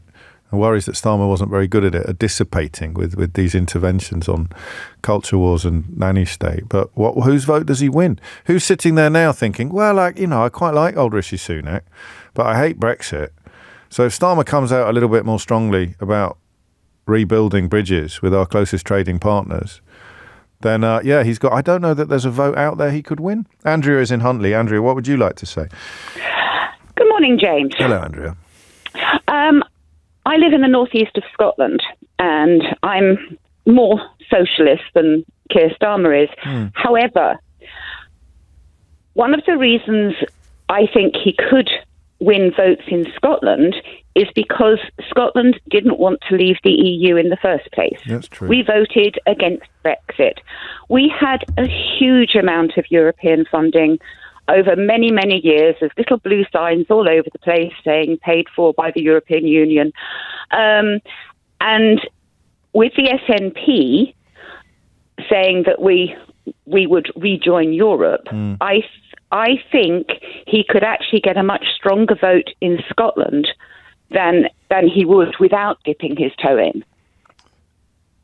So he stays silent, or no, he doesn't stay. No, so sorry. I think he should actually because he'd be taking vote. God, you've reminded. Yes, that is a Scottish perspective, and it's completely at odds with the arithmetic or the calculation south of the border, isn't it? And I think you're completely right, because if his big challenge is to win votes from the SNP, not from the Tories in Scotland, and part of the SNP offer. But that's rejoining after independence. So he can offer up a compromise position, which is we will build stronger ties. Yes, and I think that would really win votes in Scotland. And, up until recently, the SNP have been so much in control. They are losing some support. But I think if he went in with that, he could actually win seats in Scotland, which would really benefit him. And you don't feel that he's done enough already, because he has sort of talked about rebuilding and rewriting and doing a better job. It's not making any inroads. How does it? From amongst, How does it? Even if he did, the only way you would find out that Keir Starmer had called for closer ties with the European Union is by turning this radio programme on and hearing me read out the attacks on him from right-wing newspapers. How else would it reach you, that news? That's it. It doesn't. Isn't that crazy? It just doesn't. Yes, it's ridiculous. I've only just realised that. Yeah, it's absolutely ridiculous. Where else would he go? He could give an interview on the BBC, but unless it got picked up by the newspapers, most of us wouldn't be aware of it. And, of course, most of the newspapers are mad now in this country. They're so mad. The Times is now edited by a man who previously edited both the Daily Telegraph and the Sun. And before that, he was deputy editor of the Daily Mail. That's how mad British newspapers are. And, of course, they love nothing more normally than telling you about something awful that's about to happen. That is pretty much the business model now of British newspapers. Something awful has happened, and it's all the fault of them over there. Foreigners, socialists, single mothers, unemployed people, Gary Lineker. Something awful. They love telling you about awful stuff, but they're not going to tell you about what's happening at the end of January, because it is absolutely impossible to argue that it's not a consequence of Brexit. They can argue that all the other stuff, the shelves are just empty because of moths. It's got nothing to do with Brexit. I went to France last week and I couldn't find a kumquat for love or money. So food shortages are everywhere. Just because you've got actual pictures of food on the shelves in your local Sainsbury's doesn't mean that, no, nonsense, nothing to do with Brexit. I went to a shop yesterday and it didn't have any shortages at all. Therefore, reports in the news from the sector that there are shortages must be ignored. Nothing to do with Brexit. I can't hire anyone. I can't find any staff for my pub or my shop. Nothing to do with Brexit. There's loads of people coming here. They just don't want to work in your shop because you're not paying them enough wages. But I am literally offering more than I've ever offered before, and no one is applying. No, nothing to do. No staff shortages. No. Okay. Well, I work in the NHS. We're 100,000 nurses shy of what we need. No, nothing to do with Brexit. Nothing to. When you tell people to sod off back to where they came from, they're not going to. So it's all going on. End of January. New rules come in, new import-export rule come in, and it would be impossible for anyone to pretend it's not a direct consequence of Brexit, which is why 80% of the British media won't even tell you about it. So I will, after this. James O'Brien on LBC. James O'Brien on LBC. It is 10 to 12 already. You're listening to James O'Brien on LBC. The next hour, the story I can't take my eyes away from is the one about the school that is being sued by a pupil because the school won't let her pray. And it sounds like a no-brainer. And an awful lot of people lining up on the side of that conversation that I think I'm on are people that I very rarely find myself allied with. So I think we might return to that after 12. The case is ongoing. The commentary has gathered pace. And yet, for me, some of the central issues there remain intractable. We're going to talk now about what's happening at the end of the month with regard to Brexit. Even I find it hard to keep up with some of the developments. I'm pretty sure, and we shall check in a moment with someone who will definitely know, I'm pretty sure that what is about to happen is the thing that Jacob Rees-Mogg, during one of his weird tenures in a ministerial position, is the thing that Jacob Rees-Mogg decided not to do or insisted that we shouldn't do because it would be so damaging. It would be an act of self-harm. But I think we have to do it now that we're no longer in the single market or the customs union. That's the thing about bogus beliefs in sovereignty. If you want to sell something into France or Germany or Portugal or Spain or anywhere else in the single market, you abide by their rules. And if you want to buy something from there, you abide by their rules as well. It's funny that, isn't it? Up to a point. So I think what we're about to see at the end of January is the stuff that Jacob Rees-Mogg described as being very, very bad for British business. But I could be wrong. Thankfully, Peter Foster is here, the public policy editor for the FT and author of What Went Wrong with Brexit, which is a absolutely splendid and very easily digestible book. And Pete joins me now. So what is happening at the end of January and how big a deal is it? So you're right, James. What we're doing is we're starting to phase in a border. Because for the last 3 years, all of our exporters, when they send stuff into the EU, have faced a full panoply of checks from the EU. But going the other way, EU exporters sending stuff to us, they've had a free pass. And that isn't actually really sustainable. It's going to cost business £500 million a year, but we can't really have no border, partly because it's just unfair. So we are starting to phase in a border. So from the 31st of January, everyone sending any plant or animal linked product is going to need what's called an export health certificate. So that's a long certificate you have to get stamped by a vet. And then from the end of April, there's going to be actual physical inspections on very low percentages of stuff coming in. And then from October, everything's going to have what's called a safety and security declaration. Now, all that stuff is complicated, but what you really need to know is that for EU exporters feeding into UK supply chains, they're going to start feeling some Brexit pain for the first time. And that, of course, for every EU exporter, there's a UK importer. Trade goes both ways. That's exactly right. So if you make cakes and you're reliant on liquid egg product from Poland, then you've got to make sure your supplier has a vet and has all the paperwork in order so that that liquid egg can come across. And there are certain sectors where there is lots of concern among the chilled food industry and the meat industry, particularly pig meat. We import 780,000 tons of pig meat, a lot of it from Denmark, a lot of it from Germany. And there's just concern, for example, that there aren't enough vets in Germany to stamp all these certificates, because you actually have to really know the meat is safe and know where it's come from. It's not as easy as just rocking up and putting a stamp on. And the vets over there, they're civil service, not private sector. Are they going to work on the weekends? Are they going to show up in sufficient numbers? Are the exporters going to be bothered to get it straight? And I think that's where you're going to start to see pinch points in the supply chain. Because if I'm the Polish liquid egg supplier or the Danish bacon purveyor, I don't have to do any of this if I'm selling it into Paris or Frankfurt or Lisbon.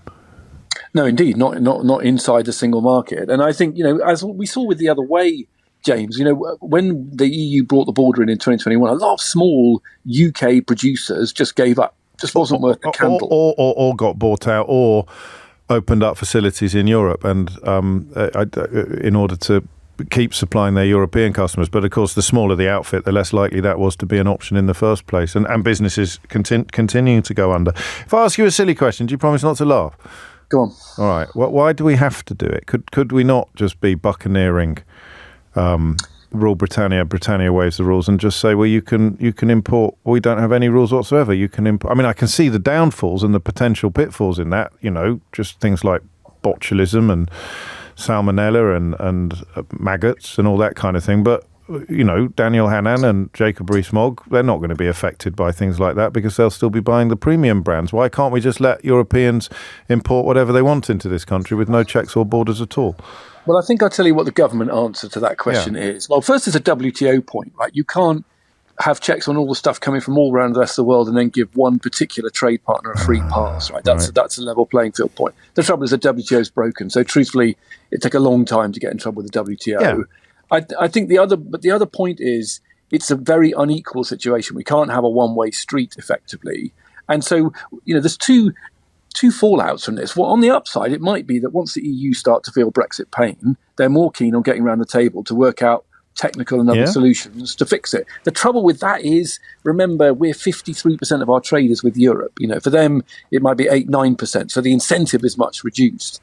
On the other hand, they may just decide that dealing with the UK at the margin is just more trouble than it's worth. And so it just creates more barriers between UK, GB and EU, and that just will end up reducing our trade with Europe. I think to say we have no border probably isn't sustainable, whatever Jacob Rees-Mogg said. And, so the best case scenario is actually the thing that Sadiq Khan is calling for, which is an opportunity, because at the moment it doesn't matter how loudly Labour politicians or any other politicians, SNP politicians, Liberal Democrat politicians call for closer ties with the European Union.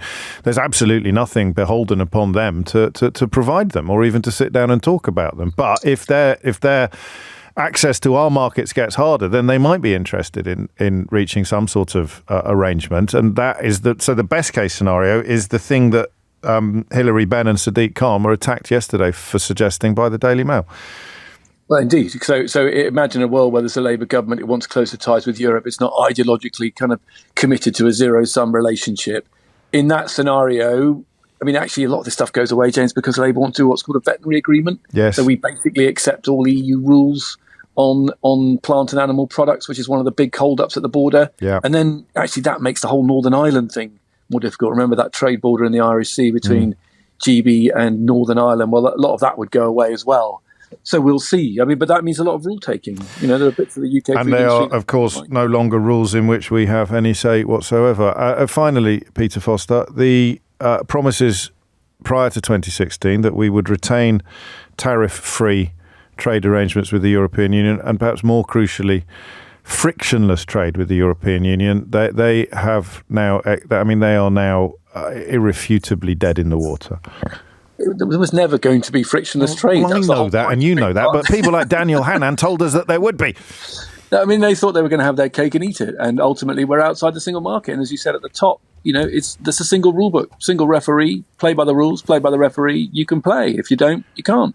And that's the end of it, I'm going to tempt you off your patch now, and you'll probably tell me to wind my neck in. But because this is the conversation we've been having for the last hour, is there anything in it politically for Keir Starmer at the moment to start calling for closer ties, or to start calling to just reading the political runes rather than the trade or economic ones? Can you see any benefit in it for him, or is he wiser to keep sitting on his hands, keep his powder dry? I can see why he doesn't want to reopen this poisonous argument that's poisoned our politics and been just so miserable for the last 6 or 7 years. If I was him and I wanted to be the fastest growing economy in the G7, I would be more upfront about the fact that we have to fix our trading relations with Europe, and that is going to require, for the first time ever, for the first time in 40 years, a Prime Minister who's actually actively arguing the case for moving closer to Europe.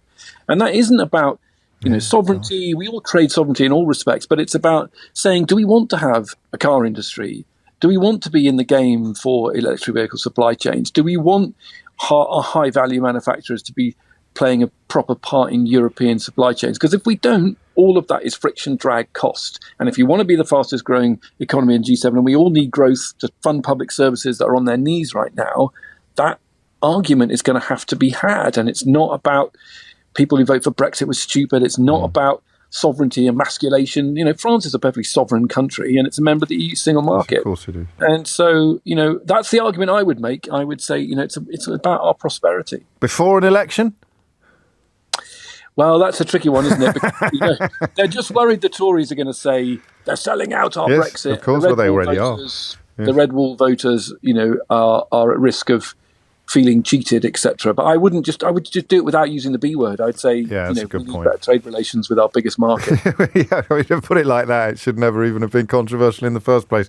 But here we are. Pete's book, What Went Wrong with Brexit, is available now in all good bookshops, and of course his work at the FT as public policy editor continues to set the very highest standards. And we're doing an event together actually at the Hay Festival this summer. I haven't got the date in front of me, but I have got one date in front of me. I'm in Wolverhampton on February the 2nd, Friday, February the 2nd. I'm on stage in Wolverhampton at Wilfren Halls. There's still some tickets available, so do come along to that if you can. 2 minutes after 12 is the time. James O'Brien on LBC. James O'Brien on LBC. 5 minutes after 12 is the time, and you are listening to James O'Brien on LBC. I like this. Steve from Manchester has been in touch to say Kidderminster are in good hands with Phil Brown. He was a brilliant number 2 to Big Sam at Bolton. It's a bit niche, that, Steve, but I appreciate it. Certainly got off to a flying start, 2-0 down to 4-2 up, which is, you can't say fairer than that. However, that is not what concerns us most this hour. We had a conversation. Everybody's weighed in on this now. There is a school in London that is run by someone who has managed to cultivate a PR reputation as being the strictest head teacher in the country. I've got no idea whether that's true or not. I'm of a generation that used to routinely get beaten by teachers, so strictness is a movable description, isn't it? It's that doesn't happen anywhere anymore, or at least not legally. But the kind of people who normally believe in freedom of expression, or who claim that freedoms are under threat from wokeness or from the tofu-eating wokerati or the mob, they oddly have rather taken a shine to this woman and this school, not least because they are in court fighting a Muslim pupil from the school who wants to be able to pray during break. I love this story as a phone-in host. I've got to be honest with you. It speaks to so many of the areas that I find fascinating. The row blew up because the girl, and it is a girl, I had some messages the first time we had this conversation say, well, it's a shame the girls aren't allowed to pray, isn't it, James? And then some hashtag medieval nonsense. But it's a female pupil who has brought the case. As I understand it, she decided that she wanted to pray during break. And because prayer mats are not allowed, the school pursues a policy of secularism. Because prayer mats are not allowed, she knelt on her anorak, she knelt on her school coat. And subsequently, all manner of things have kicked off. All manner of things. And I don't know that it is actually very clear. So I'll say something to you, and I don't mind. I'm happy to offend people if I'm doing it deliberately. I always regret offending people accidentally, unless, of course, your offence is ridiculous, in which case that's a you problem, not a me problem. But I find it perfectly easy to believe that the act of prayer in this context could be an act of rebellion. And as a very rebellious schoolboy, well, obviously not anymore, but as a formerly rebellious schoolboy, and I went to a monastic school, so I understand the what's the word I want? I understand the role that religion can play in schoolboy rebellion. I always had this fantasy. I never did it, but I always thought that if I went to make a confession to my own housemaster, you were not allowed to make a confession to your own housemaster for fairly obvious reasons. Because if the housemaster has put out, if the boy who stole the altar wine, an empty bottle was found around the back of the sacristy, someone has stolen a bottle of altar wine and drunk it. If the boy who did that does not make himself known to me by tea time tomorrow, I will cancel all leave this weekend. And my plan was always, I'll slide into confession and I'll tell him in confession that I did it, and he won't be able to do anything about it. So I would have come forward and told him that I've done it. But under the rules of confession in the Catholic faith, the priest is not allowed to do anything with information that is given to him in the confessional. You can even confess to murder, supposedly, without the priest being able to go and turn on the information to the authorities. So that's what I mean about having an understanding of how you might use a religious practice in a mischievous rebellious way. So you don't know and I don't know how devout this school pupil actually is. But I'm not sure in the greater scheme of things that actually matters. Because the problem with religion is that it opens the door to the abstract. It opens the door to it doesn't just open the door, it smashes open all the doors to the utterly unprovable. Why are you doing that thing over there? Well, it's my religious right. Well, I'm sorry, but you're not allowed to do it. Well, you can't stop me. I always think back to that British Airways worker who thought she should have the right to defy a jewellery ban while working at British Airways because she wore a crucifix, and she got taken up by precisely the sort of media outlets that are now siding with this school against another apparently devout follower of religion who wants to be left alone to follow their religion. So, I mean, there might be a question here about how a commentator can be on the side of a woman who thinks she should be allowed to flout a jewellery ban that's in place for health and safety reasons, but against a young woman who wants to be able to pray in her spare time. It's mad, isn't it? But I actually think the school are right. In a position of pure principle, I think it's perfectly reasonable for school governors to ban prayer rituals. I think that they can be divisive, and I think that they can be dangerous in the sense of bullying or coercion. There are reports, and again, unfortunately, the head teacher has, I don't know whether it's her or people around her, but there is an unfortunate habit of details from the background of this case making their way into the newspapers. For example, there were allegations about the young woman involved in the case that were in some right-wing newspapers yesterday. It was revealed mysteriously in right-wing newspapers that she was receiving legal aid to bring her case. I don't know how this apparently confidential information makes its way into right-wing newspapers. I wouldn't dare to speculate, but it's why some of and it is indeed true that Suella Braverman, of all people, was on the board of the school when it was founded. She had some role in the foundation of the school. And Suella Braverman, of course, is not somebody who is committed to freedom of expression or freedom of opinion or freedom of assembly. So all of the people, oddly, who seem to be lining up on the side of the school, I think would be on the different side of the argument if it was the woman with the crucifix at the baggage handlers. But I'm digressing because the question I've got for you is quite spectacularly simple. That's the detail, right? So a child at a school started praying during break and lots of other children joined in. And the school said, you can't do that anymore. And now the child has gone to court. There are reports, and the rationale for the school in banning it would include the fact that some people were being coerced into joining in. Others were being told that their behaviour was irreligious,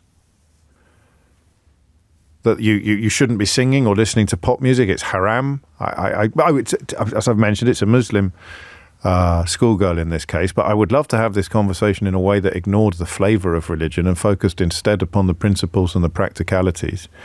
Because I tell you what, some of the people siding against this young woman are siding against her precisely because she is a Muslim. I saw Nick Timothy, who was advising Theresa May at the Home Office during the period of hostile environment and the go-home vans. He used the word Islamist in the context of a schoolgirl going to court to defend her right to pray. Can you believe that? Do you think he'd have done that for a Christian? Would he have called it a Christian fight? Hello, I'd like to say some prayers during morning break, please. I'm a Catholic. I'm at a non-religious school, but I'm going to go and say some prayers in the corner of the playground. I might even kneel down. There was a kid like that at my school. I'm not going to lie to you, he was a bit weird. He used to shuffle up to communion on his knees. It was a little bit Opus Dei or hair shirt, self-flagellation. He was kind of from that school of thought. So it is perfectly reasonable to imagine that he would have sat down, or rather knelt down, in the corner of the playground at morning break and said a few Hail Marys, right? And then some other lads decided to join in. And the point at which the head teacher said, you're no longer allowed to do that, guess what? That's the point when I joined in. Hail Mary, full of grace, the Lord is with thee. That's the point when I would have. That's what I mean by the conflation of religiosity with schoolboy mischief or schoolyard mischief here. The point at which the teacher said, you're not allowed to say a Hail Mary in the playground, is the point at which I'd say, I'm terribly sorry, sir. I think you'll find that my freedom of religion is protected under the European Convention of Human Rights. So, it's a mad story, right? And it's getting madder, including that ludicrous balloon, Nick Timothy, trying to make it a conversation about Islamism and importing problems from and he, of course, gets paid by the Daily Telegraph for his bilge in the same way that Daniel Hannan gets paid by the Daily Mail for their bilge, and no prizes for guessing whether opinion columns in both of those pages have come down. Both of those papers have come down. But I still think I'm on the side of the school. Until you ask me the next question. And that question is this. How do you impose it? Now, I don't think the court has to consider that question, or does it? I don't know. I'm not a lawyer. How do you impose it? So imagine me and 30 mates in the corner of my playground doing a rosary at morning break, and a rule introduced by the school that we are not allowed to. So we are currently kneeling down in the playground doing a rosary. At this school, the Michaela Academy, I think it's called, in London, they are kneeling down in the corner of a playground, observing saying their prayers.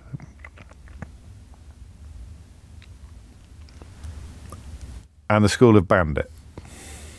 How are you going to do that? How are you going to impose this ban? It's a genuine question, and I think it's probably the most important. And as far as I'm aware, for all the acres of newsprint that have been expended on this issue, no one's asked this question yet. In fact, if they have, don't tell me, because I'm feeling quite pleased with myself. I know what you're thinking. Nothing new there, James. But how do you impose it? Genuine question. Teachers are probably going to have a better insight into this than priests or judges. How on earth do you impose it? 30 kids in the corner over there doing the rosary, 30 kids over there facing Mecca, saying their prayers. The school have banned prayer rituals. That means they've banned the rosary. What do you think the Daily Mail would be doing if a kid in Christchurch had been told that they weren't allowed to say a rosary in morning break? Little Johnny, little Billy St. John saying his rosary, there'd be a picture of him. Probably on page 5, there'd be a picture of him holding his rosary with his angry-looking mum standing next to him, and little Billy St. John holding his rosary, looking at the camera like little Lord Fauntleroy crossed with Oliver Twist. If it was a Christian kid who has been banned from saying the rosary in his playground, it'd be an all-points bulletin. We'd be talking about nothing else. There'd be absolute uproar. And there's been some uproar at this school in London from supporters of the Muslim kids' right to pray. There have been accusations of Islamophobia. And again, mysteriously, abuse of one teacher in particular has made its way into the right-wing newspaper. It's almost as if, and I'm sure this isn't the case, that people are briefing right-wing newspapers even as a court case continues because they're keen to control the media narrative regardless of what verdict the court hands down. It's almost as if they're priming columnists to write articles about why they think the court got it wrong. But I still agree with the school.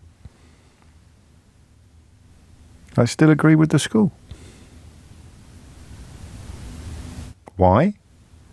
Because it's divisive. Because religion is divisive. Because any group of children that is separating itself from another group of children in the context of unprovable beliefs is bad for the academic environment. It's bad for everything. What is saying a rosary? A rosary is, physically, it's a beaded necklace with each bead representing a prayer, most of which are Hail Marys, but you throw in a few glory bees as well. And I think I forget the full details. I'll probably be excommunicated. But it's a recognizable prayer ritual definitely in the Catholic Church. I can't say whether or not it's a more widely practiced Christian tradition, but it's a prayer ritual in the Catholic Church. The question I don't think we can get into is what we think all of the columnists lining up to attack this pupil or to support this school would do if it was a Catholic kid saying a rosary in the corner of the playground. But that's not the point. Here's the question I've got for you, right? Hit the numbers now. You will get through. Ready? How do you impose it? 0345 6060 973. 20 kids over there saying a rosary, 20 kids over there facing Mecca. They're all saying their prayers. The school have banned it. They've banned prayer rituals. How did the school impose it? Hit the numbers now, you will get through. 0345 6060 973 is the number you need. You're banned from praying, banned from prayer rituals. How on earth do you impose that rule? James O'Brien on LBC. James O'Brien on LBC. 23 minutes after 12. It's a funny one, isn't it? You can quite freely believe that if it was a story about 30 children saying a rosary in the corner of a school that is irreligious, a school that is not religious, you can believe to your heart's content that it would have been reported identically. But it's Muslim children praying in a non-religious school, and it's ended up in court. Bushra is in Ickenham. Bushra, what would you like to say? Hi, James. So I wanted to call in because... well, you have. Yes, because I have a different view to your view. You support the school, I don't. But let me explain why. So I'm a British Muslim, and I do pray 5 times a day. And you wanted to take sort of the Muslim bit out of the conversation and look at it a bit more generically. I don't think you can, because... But I already have. So I'll explain why. So Muslim prayer is about connecting with God, and Islam is a way of life. All prayer is about connecting with God. Of course. Just to clarify, the Michaela Academy is a non-religious school, and you know that when you decide to send your child there. So my small point, James, was going to be on the timing. So, God has advised us to pray at certain timings, and one of the timings is around sort of that lunchtime period. So I think that's one point, because another religious prayer ritual might be moved sort of after school, but again. If you send your child to this school, you do understand that they won't be allowed to engage in any prayer rituals, don't you? So this is my problem, because it doesn't sound very British to say for 5 minutes this child can't go in a quiet place and pray. I'll tell you where it's all gone wrong. My analysis. I think they can go into a quiet place and pray, but they can't go into the playground en masse. No, I think the prayer has been banned completely in the school. I think that is the issue. You can't do that. They could ban kneeling, perhaps, but they can't ban praying, because no one knows that you're praying. But that's what they are trying to do. Well, how can you do that? I'm praying now. So this is again where the Muslim prayer comes in, because it is a physical, visible prayer. So you can't. Then you'll have to forgive my ignorance. So you can't pray unless you're on the ground. Oh, on you your can. Knee. Right. You can. Of course you can. I could just sort of right now just pray while I'm talking to you. Yes. But I think you should. But that's a different type of prayer. Now, James, so what you've done there, helpfully, is distinguish between prayer and prayer ritual.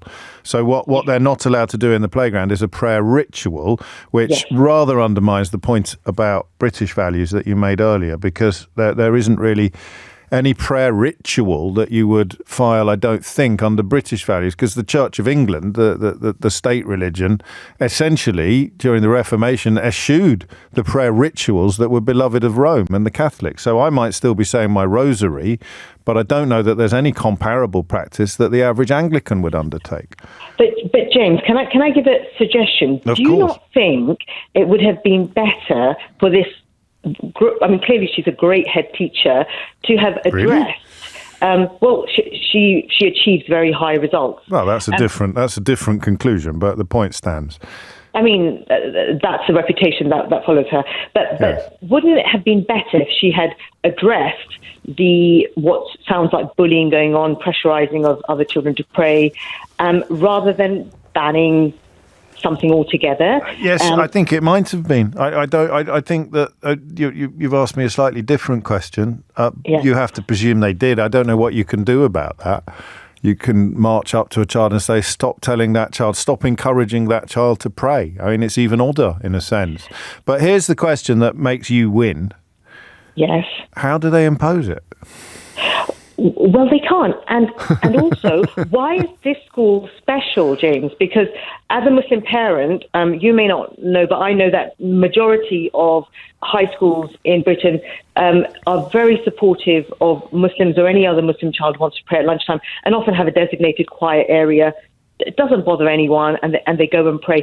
If they had just done that, rather than ending up in court, it would have taken a lot of stress and tension away from this head teacher. See, here's the difference. Child. No, you're right. And we can agree to disagree, because I think you're right about the school failing to focus on the bullying or the intimidation. That could have been dealt Correct. with. You're right that most schools easily accommodate prayer at break or at lunch. It can even be overseen by a staff member. I don't know that my argument about it being divisive stands up to particularly robust scrutiny. However, I am in favour of schools that have no religion in them whatsoever, in the same way that the entire French education system has managed to achieve that, as far as I'm aware. The problem then is, so we can disagree about whether it's a good idea or a bad idea, but we can agree completely on the apparent impossibility of imposing it. I'm not suggesting it should be in the curriculum. If someone goes to a quiet room at lunchtime and doesn't impose it on anyone else, I think that's So the more you talk about it, the more the school have messed it up. Even though I still support the idea of secularism in education. Probably, Busher, because I'm so scarred by the monks that taught at my school, and I got off lightly compared to some of my mates. I'm okay with secularism, but if you want to go into a quiet room and pray and not impose it on anyone, it's still a secular school. I'm not. But then you're banning missionaries. Banning missionaries in schools? Yes.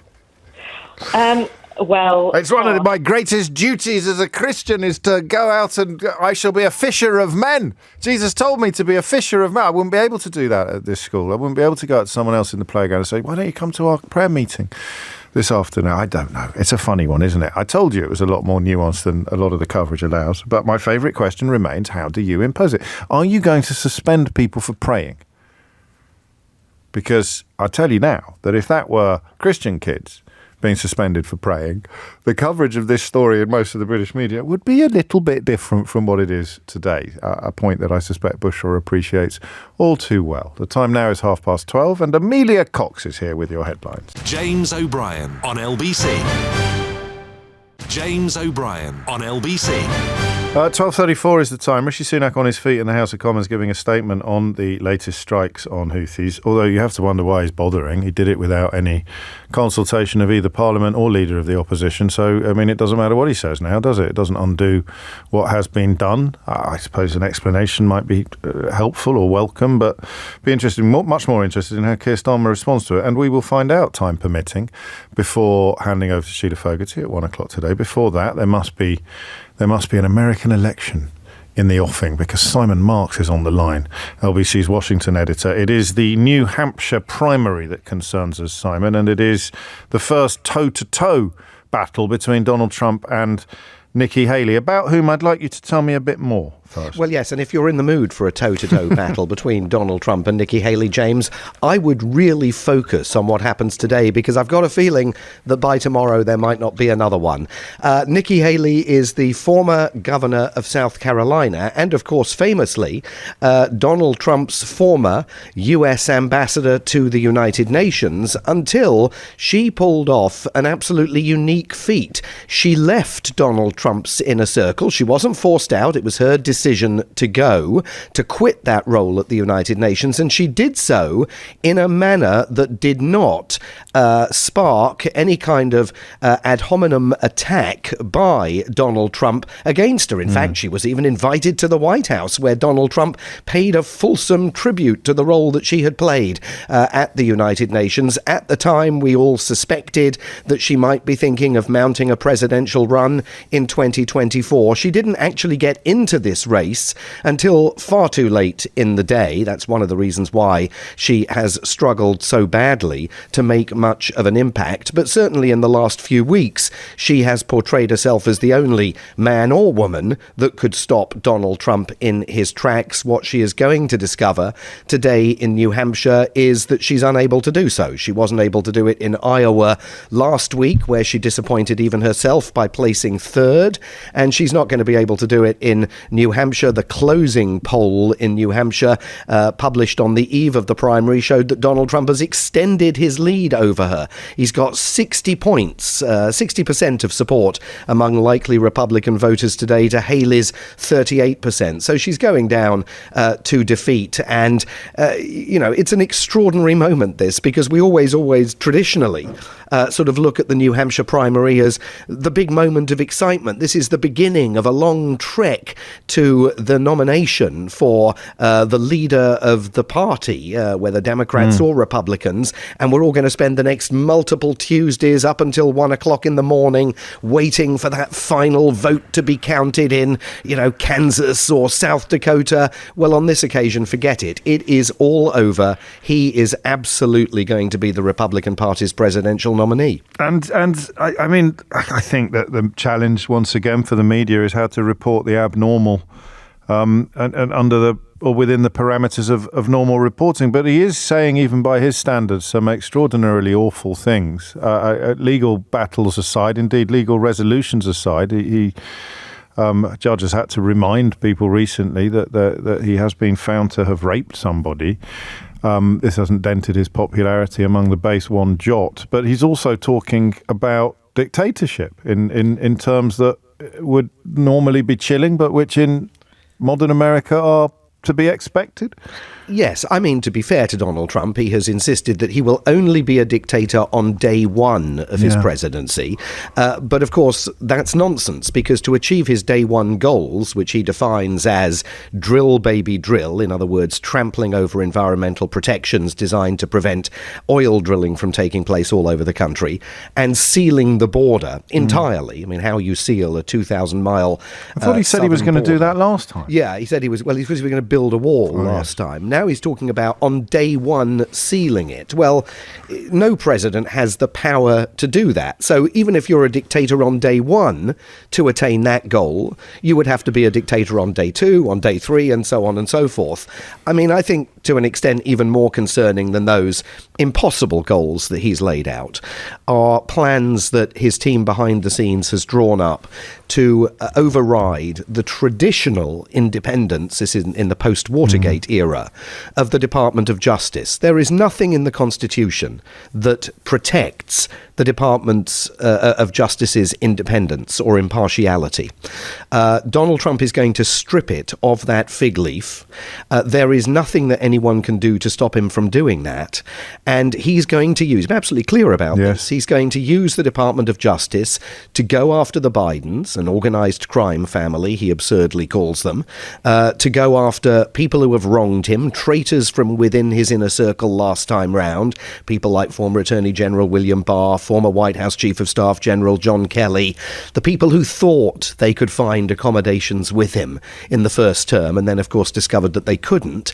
And he's going to fire tens of thousands of civil servants and the not the political appointees, but the careerists that are always there, that serve administrations of both hues, and he's going to replace them only, he says, with dyed-in-the-wool supporters of his Make America Great Again cause. Those are the underpinnings of dictatorship. When you put people in the cabinet or on the National Security Council who only reflect your very narrow, myopic worldview, that's the beginning of the dictatorship that truly worries people here. Well, I think it's quite kind to describe it in those words, but I appreciate your diplomacy. He also, I think, has announced an intention to release people jailed for joining in the insurrection on January the 6th that he also incited. This, of course, included people baying for the blood at his behest of his own Vice President, Mike Pence. Well, talking about baying, we've got Congresswoman Elise Stefanik of New York openly auditioning now for the role of Donald Trump's vice president and describing those inmates jailed by judges having been convicted of deadly acts of violence and rampage on Capitol Hill on January the 6th, 2021 as January the 6th hostages. She said this in an interview on NBC a couple of weekends ago and wasn't challenged by the moderator of the programme. I mean, that's how far the conversation has kind of shifted. That's what I meant by the parameters and not knowing what to do. I've seen footage. I've seen footage of her hiding from the insurrectionists on January. Yes, of course. But I mean, she then had a complete turnaround on the road to Damascus and became a vigorous supporter of Donald Trump, where previously she hadn't been. So she totally seized the opportunity to curry favour with him. And of course, you know, he has a tradition, James, of he smells weakness, and it is said that there is nothing he loves more than someone that has previously tried to sort of resist what he's trying to do, then eventually folding and caving in front of him. So I say she's openly auditioning for the role of vice president. He may go in a completely different direction, but he'll be deeply satisfied that she's now using language like absurd language, like January the 6th hostages, to describe these people who are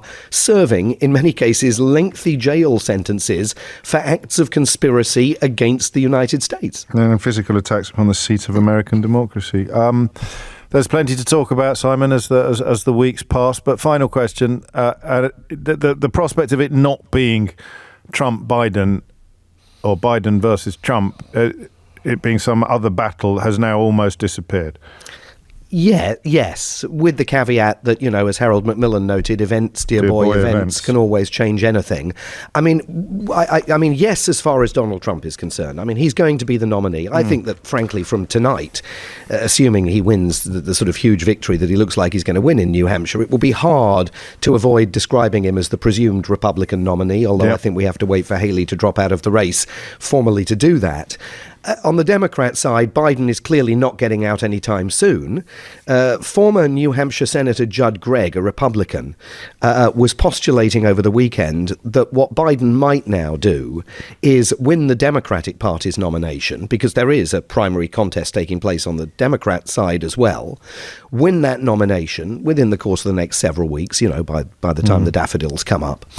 And at that point, announce he's stepping down and that he's going to tell his delegates at the convention to vote, instead of for him, for candidate Y. And he would pick his own successor.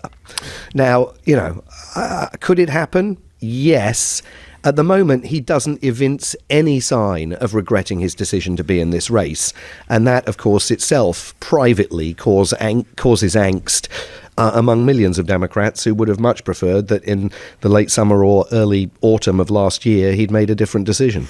And although there is only 4 years between the two of them, isn't there, between Biden and Trump? But your point stands. Simon Marks, always a pleasure. A genuinely pleasure to talk to you. Always learn more.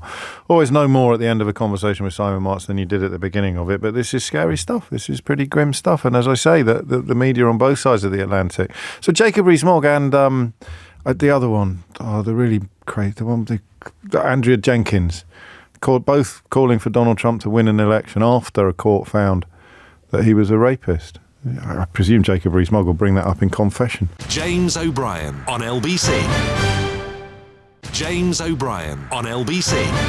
It is 12:48 and you are listening to James O'Brien on LBC. An awful lot of talk about this school where a pupil has taken the school to court over freedom to pray in break, but it's a prayer ritual. It's not the kind of praying where you can't tell that it is going on. So the nearest Christian comparison I could make would be doing a rosary, where you hold the beads in your hand and work your way through the decades, the decade singular, forgive me. And the school wants to ban it. The school has banned it, which is why the case is in court.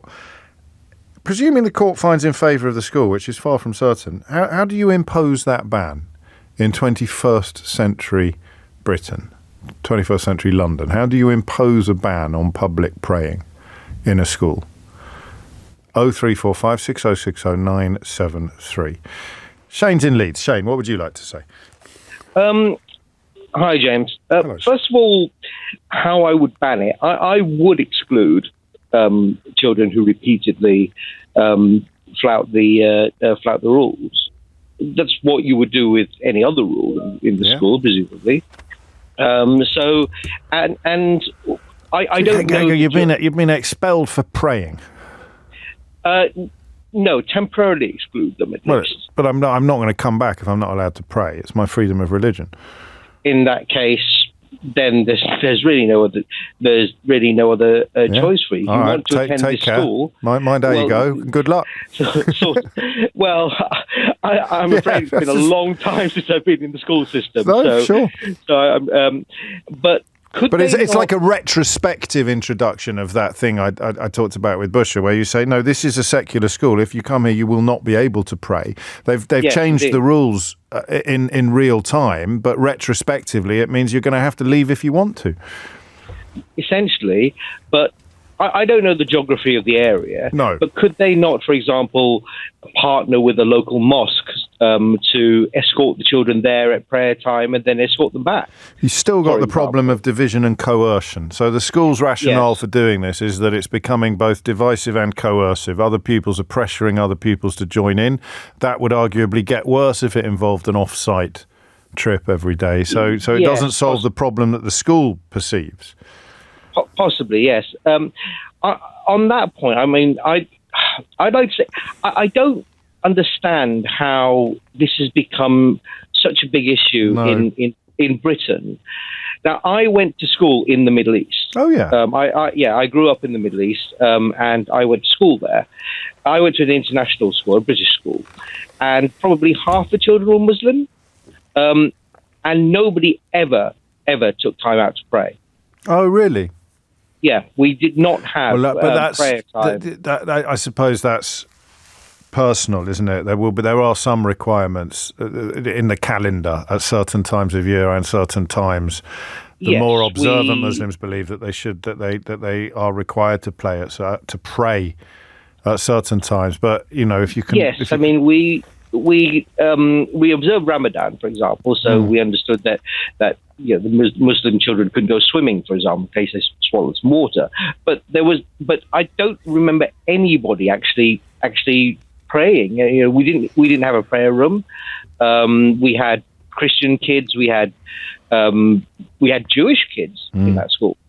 And I think the only way you have that kind of multiplicity of faiths is by having no prayer rituals. But as you say, if you're going to make it a rule and it only applies to one set because no other set actually wants to engage in prayer rituals, then if you're serious about the rule, you end up with exclusions or expulsions. Thank you, Shane. A quick clip from the House of Commons where Rishi Sunak has doubled down on precisely the issue we were talking about in the second hour of the programme.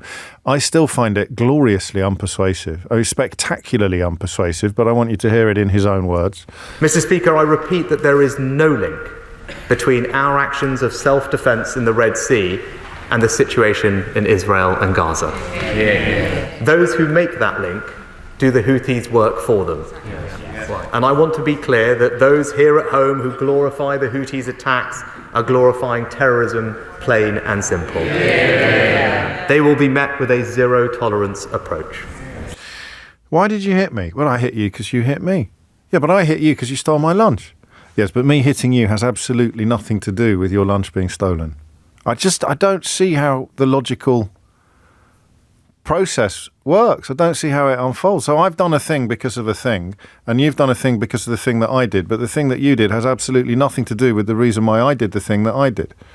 Do you see what I mean? I mean, again, I know this is a curse of mine, to think I must be missing something. A Conservative politician comes out with something that I think is utterly unsustainable, both philosophically and probably sort of semantically. And I think the problem must be me. I must be missing something. It's bizarre, isn't it? Anyway, how do you impose a rule like this? Mariam is in Manchester. Mariam, what would you like to say? Hi, James. Hello. Hi. I went to a primary school that was a Church of England school. This was like years back. So, I wanted to pray, and the headmaster said, no, you can't pray. This is a Church of England school. He specifically said that in front of my mum at a meeting when we were raising it. Yeah. So my class teacher, she said, ignore him. I'll give you the keys to my classroom. Every lunchtime, go in. Do you think, it used to take literally 5 minutes, pray, and then give me the keys back. So I used to go in, pray, lock up, and then knock on the staff room door and give her the keys back. And to this day, I will be forever grateful for that teacher. And it has, in a lot of ways, shaped, my beliefs and my values and everything. You've got to stand your right sometimes, and it didn't hurt anyone. It didn't cause division. It was a private thing, but then again, I did go to, I did engage in like choir, practice. I did engage in like hymns, and so that didn't cause division in itself. No, it's a great point, and again, the sense that the school could have done a hell of a lot more before this actually got to court is hard to resist. But of course, we don't know all the facts, and the more I think about it, and the more I hear tales like yours of intelligent compromise, the more I wonder whether the head teacher and the pupil are like a rock and a hard place. They're both sort of relishing what this does for their separate reputations. The head teacher revels in this nonsensical tabloid title of being the strictest head teacher in the country. Yeah. And the pupil becomes a sort of rebellious folk hero who refuses to back down because religion. Whereas in fact, a teacher like yours, a sensible teacher like yours, would have found a way of accommodating your religious observance without really creating any controversy. Yeah, and the pressure, peer-on-peer pressure, I think that's down to like playground talk and things like that, which can be addressed with parents, for example. You can review your behaviour management systems. You can look at it in a different way, but I wouldn't put it down to the actual religion and the practicing. And bear in mind that with Islamic praying, it's a daily, there's prescribed timings of the day where it's obligatory to pray. It's not like a rosary bead. Yes, we have rosary beads as well in Islam. Of course you do. I understand precisely the point that you make, but I do, and we probably would disagree on this. I would be comfortable with a school that didn't allow any religious observance at all, but it would have to be something that you knew when you arrived at the school. I don't know how comfortable I am with it being introduced retrospectively. That said, Mariam, I'd rather that it was dealt with in this case in the way that your teacher dealt with than in the way that it has apparently been dealt with. I've got something important to tell you before we go, but I shall squeeze in Mark in Plymouth. You'll need to be quick, Mark. What would you like to say? Hi, yeah, it's not very accommodating just saying that you can't pray, but I think the only way you would be able to achieve the goal if you're not a religious school is just to say that if you do pray in public, then we'd have to expel you. I can't see any other way around it. No, I can't either. But what would happen, and let's think about the front page of the Daily Mail, if a child was expelled for saying the Our Father in the playground? Well, the Daily Mail would typically they'd use they'd probably throw in woke somewhere, and then they'd say it's they'd say about being invaded. Absolutely tonto, wouldn't they? It'd be a totally different agenda. I remember when the woman wore a rosary at the baggage handling at Heathrow, and it was like the Spanish Inquisition, but the other way round. Thank you, Mark. And last word goes to this texter. I did talk to you earlier about the idiocy of Daniel Hannan's Brexit predictions, even as the Daily Mail continues to pay him for his Brexit insights. And I told you that in Australian television, they laughed on the morning that the so-called trade deal with Australia was introduced, the trade deal that one of the key politicians who contributed to it, George Eustice, has subsequently described as rubbish, and that even Liz Truss was apparently furious with Boris Johnson for intervening, although she pretended it was a great idea at the time because it was all part of her leadership bid. And I told you that on Australian television, when they'd listed all the things that Australia got out of the deal, Australian farmers in particular, they said, and what did the Brits get? And one member of the studio team said, I don't know, Spice Girls say days? Well, someone's been in touch to say, as someone who used to work for the Virgin record label, please may I point out that the Spice Girls were signed to Virgin Australia.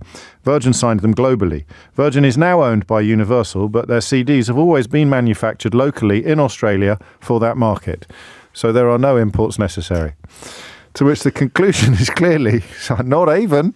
Not even Spice Girls say days.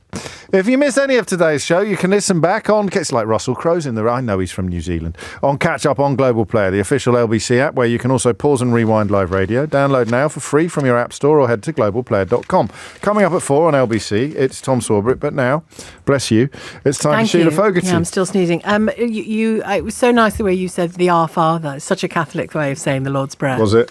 Thank you. Should have heard my Hail Mary. I'll give you 3 Hail Marys and Our Father and a Glory Be. If you leave me alone. You've been naughty. If you leave me alone. Yeah. James O'Brien on LBC.